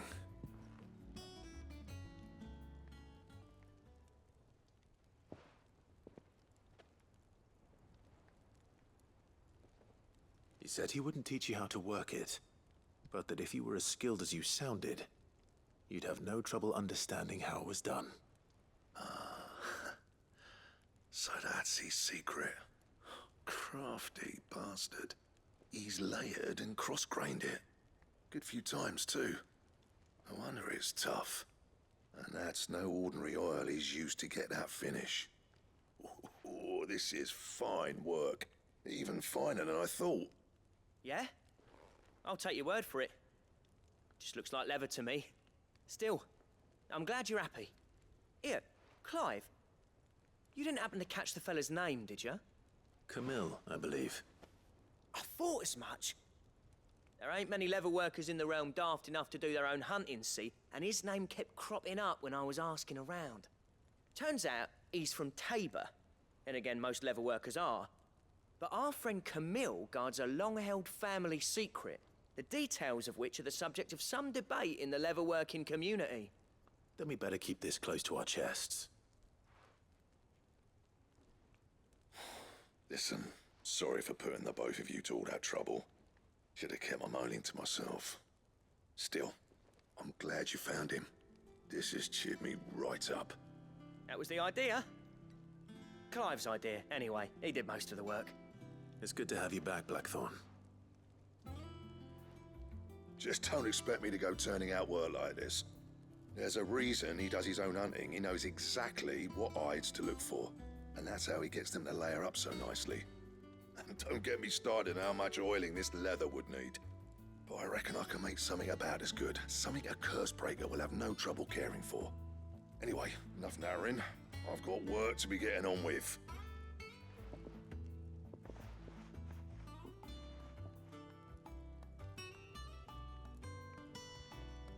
Looks like we won't be needing a new blacksmith.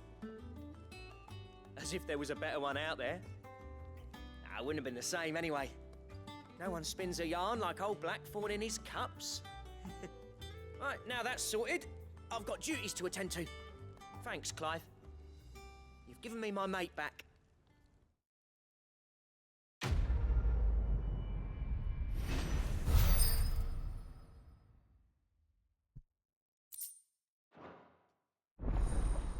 Drake Slayer gear recipes unlocked.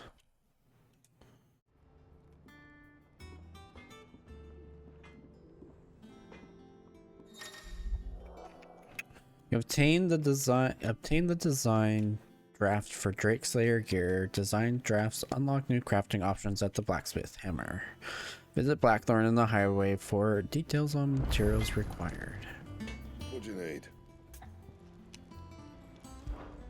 So, what'll it be?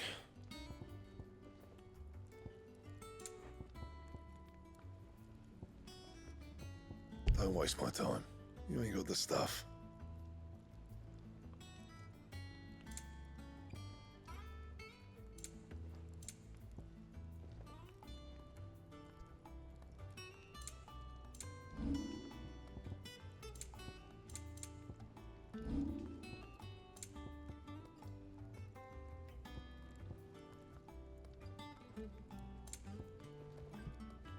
That it?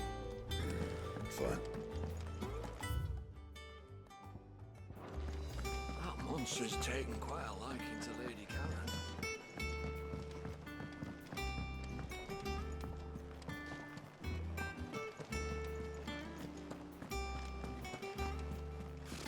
Typical noble.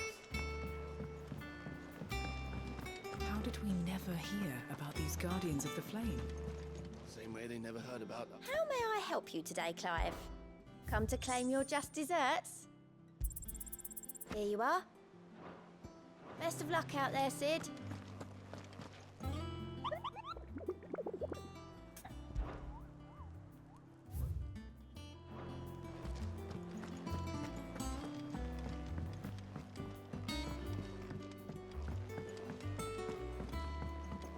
I could have sworn we had a few.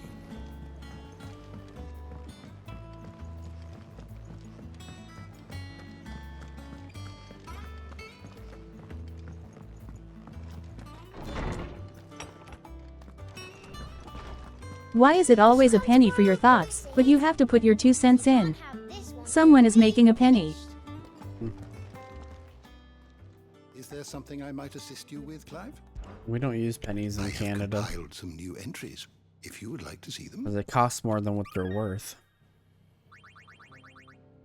They cost more to make them what they're shall we worth. consider today? I should say.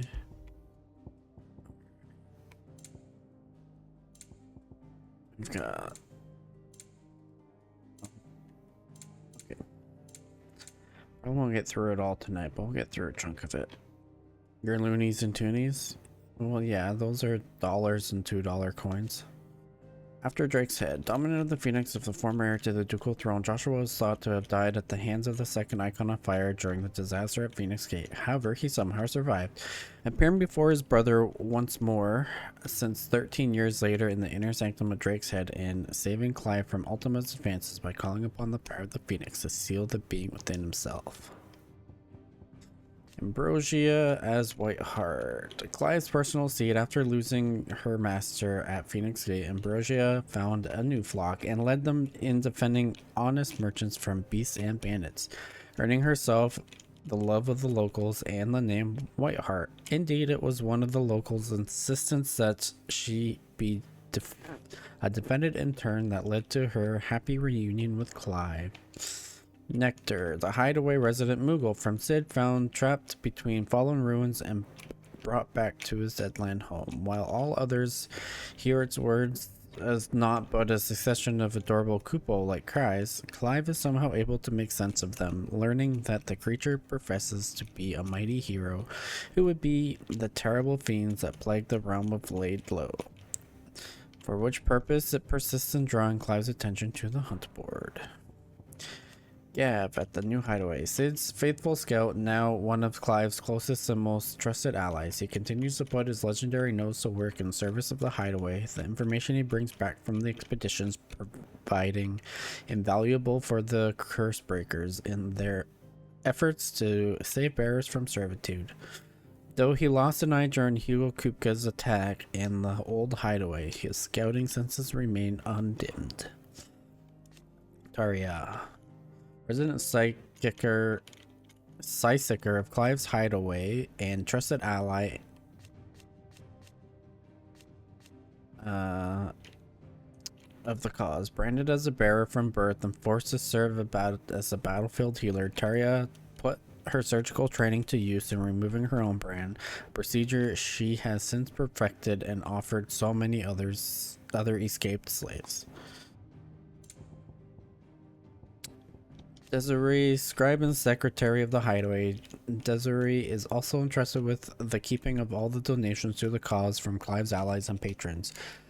Though she could neither read nor write when first she came to the hideaway, Desiree has labored night and day to learn her letters, and now the quill is never far from her hand. Her ever-cheerful demeanor is bright light to those who make their home atop the blackened mare.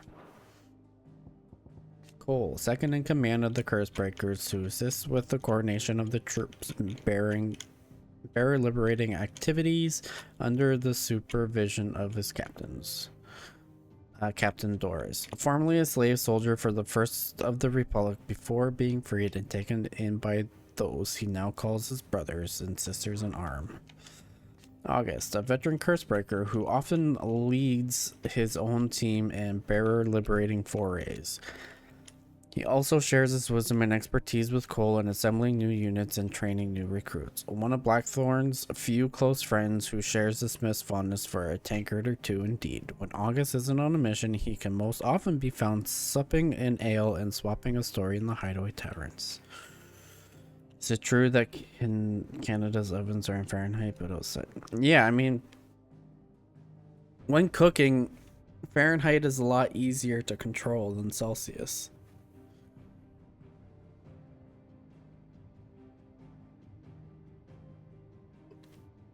But we also have Celsius on our ovens. It's like how your car has miles per hour and kilometers per hour.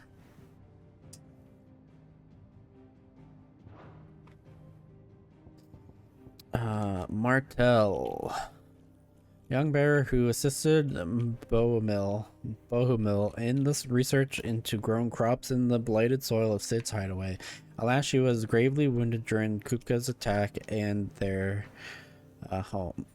Though she was able to escape the wreckage with some of the saplings that were the fruit of her labor, she succumbed soon after. The trees were replanted in Clive's new hideaway, and the apples they bore named Martel in her memory.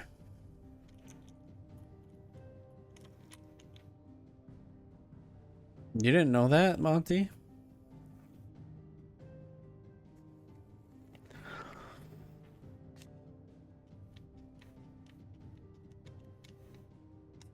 Freed Imperial Yavin, Ivan, I forget how he said it.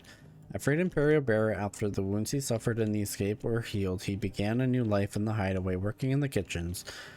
Though this, he encountered a cookbook entitled Valicia, a culinary pilgrimage, which inspired him a passion for making mincemeat of monsters, literally.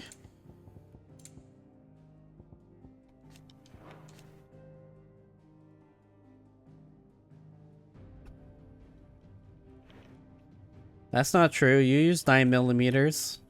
Or all millimeters. You know? Use 9mm. That's metric.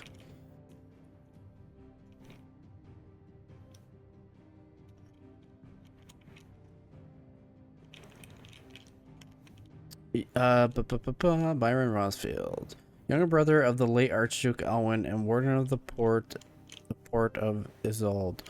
After the duchy was incorporated into the empire and Byron stripped of his titles, he shut himself away in the manor and gladly volunteered every gil of the onerous taxes and tariffs with which he was newly burdened, all to avoid drawing the empire's ire and to keep their attentions from the support of the Guardian of the Flame. Attendant to Joshua, unmasked. Companion and protector Joshua Rosfield, dominant of the Phoenix. As loyal she is dangerous, her blade is ever at the ready for any who might mean her master ill, and her tonics ever at hand to heal the sickly princess's hurt. Joshua addresses her by the name Jote, but it is unclear whether this is her true name or another pseudonym. Sir Wade, as leader of the Guardians of the Flame, a loyal shield of Rosaria, though he was thought to have died during the attack on Phoenix Gate, he somehow survived not only the disaster but the Imperial conquest that followed.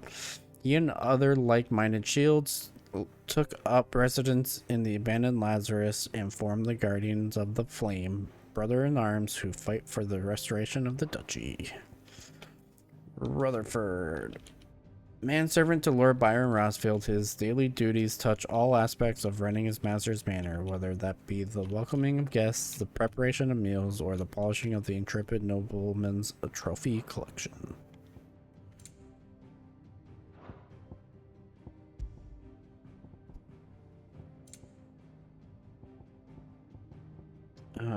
Griffins.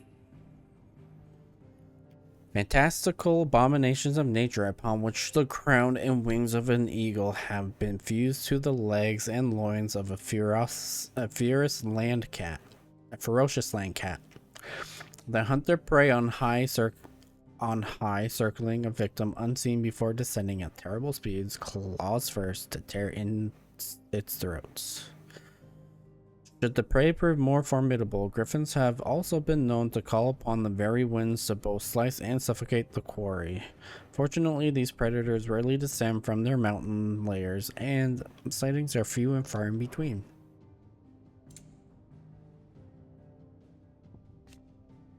Airmen. With a single unblinking eye, these winged horrors ever scan the horizon, seeking their next victims, using their singular ability to bend the very air around themselves and leap across great distances to take prey unawares.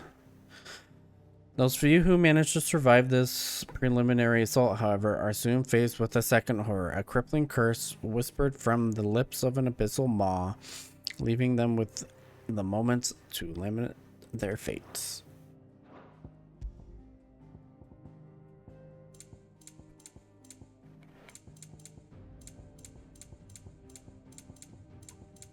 Okay, the Curse Breakers. A unit drawn from those of fighting age and martial training among the residents of the Hideaway who conduct operations to liberate bearers from slavery. Beginning as a loose collection of like-minded individuals in Sid's Hideaway who chose to rid themselves of the bearer brands that they might serve the cause out in the field, the Order has greatly expanded both in ranks and its operations since the move to Benimir, all under Otto's watchful eye.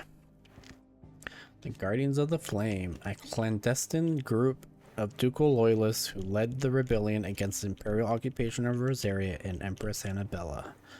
Many of their number are drawn from those who survived the imperial attack on Phoenix Gate in the year 860, who know full well the Empire's involvement in the duchy's fall. They make their home in the abandoned Lazarus district outside Port Isolde, from where they conduct their raids to free bearers from the imperial yoke. The 7 High Houses. The high noble houses of Rosaria, of which House Rosfield is the first and foremost. They have their roots in the ruling dynasties of all small independent nations that were united upon the founding of the duchy. The house has a prominent voice in ducal politics, but this was silenced when the region fell into the empire and Empress Annabella took Rosaria's reigns. Amber, a sleepy settlement nestled amongst the lofty peaks of southern Rosaria. Located far from the capital, its people survive by trading what produce they can coax from the stony soil and what little else they can gather from the surrounding hills. Oldale Docks, a once thriving village of shipwrights located at the mouth of the Talons, Rosaria's largest bay. Its people were slaughtered at the hands of the Viceregency's Black Shield after it was discovered that the Guardians of the Flame were sheltering bearers there. Buick Bridge, a bridge built in the golden days of the duchy that spans part of the bay known as the Talons and connects eastern Rosaria with the capital of Rosalith. It was originally meant to be part of the Trans-Rosarian Aqueduct, but that would carry water to northern areas affected by the blight, and with it employment for local craftsmen and tradespeople. But this plan was abandoned when Archduke Elwin died. The Lazarus District, an exclusive walled residential area situated just outside the eastern edge of Port Isolde. It was once the jewel in the city's crown and home to many of the nobles of the duchy. However, after the empire moved its capital to the Crystalline Dominion, Port Isolde was all but abandoned and this once grand district was soon overrun with thieves and cutthroats. Port Isolde, a port city situated on the southwestern coast of the imperial province of Rosaria. Only Rosalith rivals it for size, and its glory days of Archduke Elwin's reign. Its streets bustled with trades from across Valencia. Sadly, those days are long since gone, and Sambrek occupation has seen everything from marketplaces to military institutions subverted to the will of the Empire. Oxcry Cliff, a location in the southern part of the imperial province of Rosaria known for its distinctive rock formations. There are myriad theories as to how the unique stratification was achieved, from natural shiftings of the earth to clashes of bygone icons to lost fallen magics. The people who live in their shadows, however, such as those residents of the tiny village of Amber, will merely tell you a rock is a rock. The Black Shields.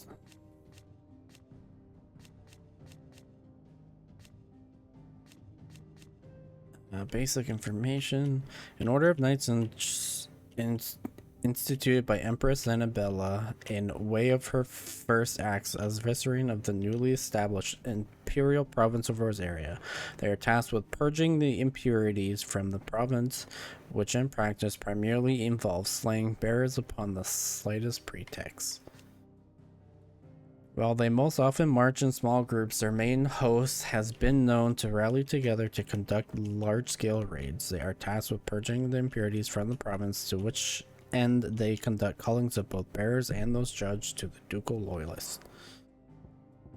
The Viceregency.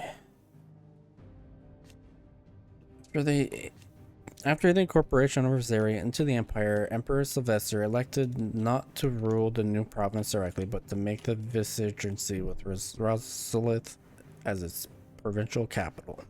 The imperial province incorporating the lands that were once Rosaria, ruled over by Annabella, former Duchess of Rosaria. One of her first acts as vicereine was to institute a new order of knights, the Black Shields, who were dispatched to every corner of the province to maintain order. They would later come to serve as her personal army, settling her grievances against bearers and ducal loyalists. Drake's Fang, one of Valicia's 5 remaining mother crystals, located in the Dalmatian Republic. Unlike its sisters, who just from the earth Unlike its sisters, who jut from the earth to tower above the landscape, Drake's Fang is completely enclosed within the vast hollow of the ageless mountains. The citron fingers reaching inwards to the Barrow's heart. Excavation of these crystals has over centuries showed that Dalmex with substantial fortune and as such is seen as a symbol of the nation's prosperity. Drake's Spine. A mother crystal situated in Stonir, capital of the kingdom of Waloed. Its sheer wall striking similar to the towering cliffs that line the coast of Ash. The interior can only be gained by means of solitary stone span that stretches from the heart of the city proper. Being the last remaining mother crystal on Ash, the crystals harvested from its surface are a vital lifeline for the Walooder people, but even then, their numbers is far from enough to sate the kingdom's appetite, thus forcing her king to seek sources elsewhere. Drake's Tail. A mother crystal located in the Crystalline Dominion, it is one of 5 remaining in Valencia, and is the largest of its kind. Silhouetted by the setting sun, the island of the Dominion spread out before it. The tail is truly a wonder to behold. The Crystalline Impasse. A conflict fought between the Holy Empire of Sambrek and the Republic of Dalmekia in the year 873, largely concerning control of the Crystalline Dominion.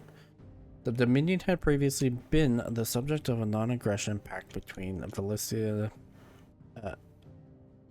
Valician nations, but in 873 the empire claimed Twinside for its new capital, an act which eventually spurred the Dalmex into military action. Northern Territories.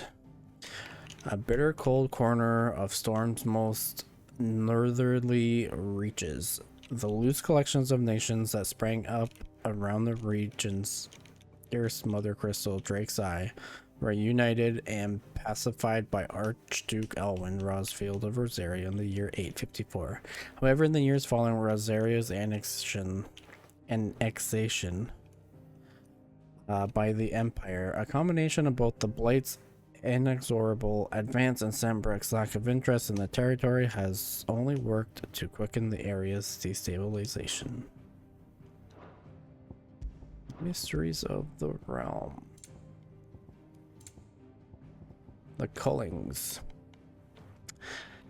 After being made vicereine of the newly annexed Rosarian territory, the Empress Annabella quietly established a host of loyal imperial soldiers, the Black Shields, to maintain order. Though branded as keepers of the peace, their true purpose is to carry out what has come to be known as cullings, or brutal massacres of provincial bearers and those who show them sympathy. The killings is swift and indiscriminate, with the Shields dispatch serving as judge, jury, and executioner, and the chaos left in their wake is usually enough to deliver entire settlements to ruins.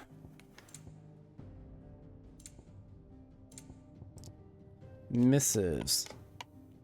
The second simplest method of long-distance communication used in Valencia, after whispering one's message to traveling traders and trusting in the strength of their memory. Though letters are more prone to interception than stoluses, they have the advantage that they can be sent to those they have advantage that they can be sent to those one does not know.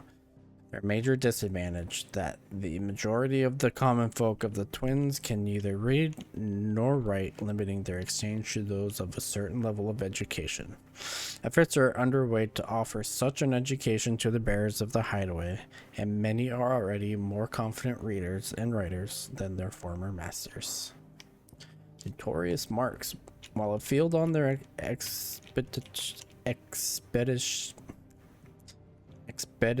wow.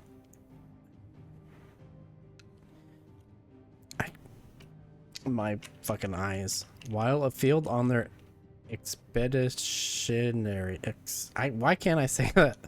Excursions, the curse breakers will oft learn of creatures, or somewhat unsurprisingly humans, that for reasons varying from the loss of natural habitats or lack of food to overexposure to aether, have begun to exhibit uncharacteristically violent behaviors. Due to the threat they pose to the realm and her peaceable inhabitants, these terrors are deemed notorious marks and a bounty placed upon their heads.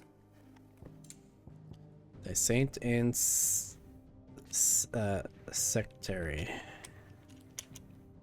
A beloved Elysian fable wherein the good knight Sir Crandall of Camelot, servant of Saint Sybil the Unshod, does battle against the evil warlock Medu.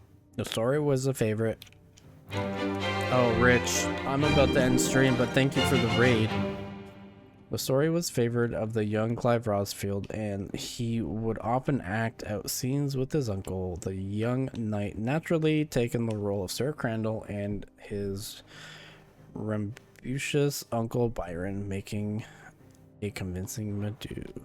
We were just clearing out some lore. Shall ever be open. Yeah, I will. But yeah, we've been streaming for almost 5 hours. What the hell? It is 11:30-ish. Yeah, I was just reading through the lore and then ending stream, and we've gotten through it. So we shall pass the stream along. Hope your stream was good, though. Let's give you a quick shout out. I'm guessing you were doing okay, computer. I'm assuming you were doing some League.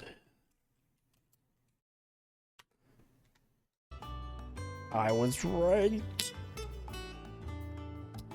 But yeah, I hope your stream went well. I had a good stream. Thank you guys for the raids. We got 2 raids in tonight. Tomorrow is Friday, so we're gonna do an archipelago rando with the community. But we shall see you guys at that time. We're gonna go send a raid over to Lambo. But I shall see you guys tomorrow night. Enjoy the rest of your night, guys. Bye-bye.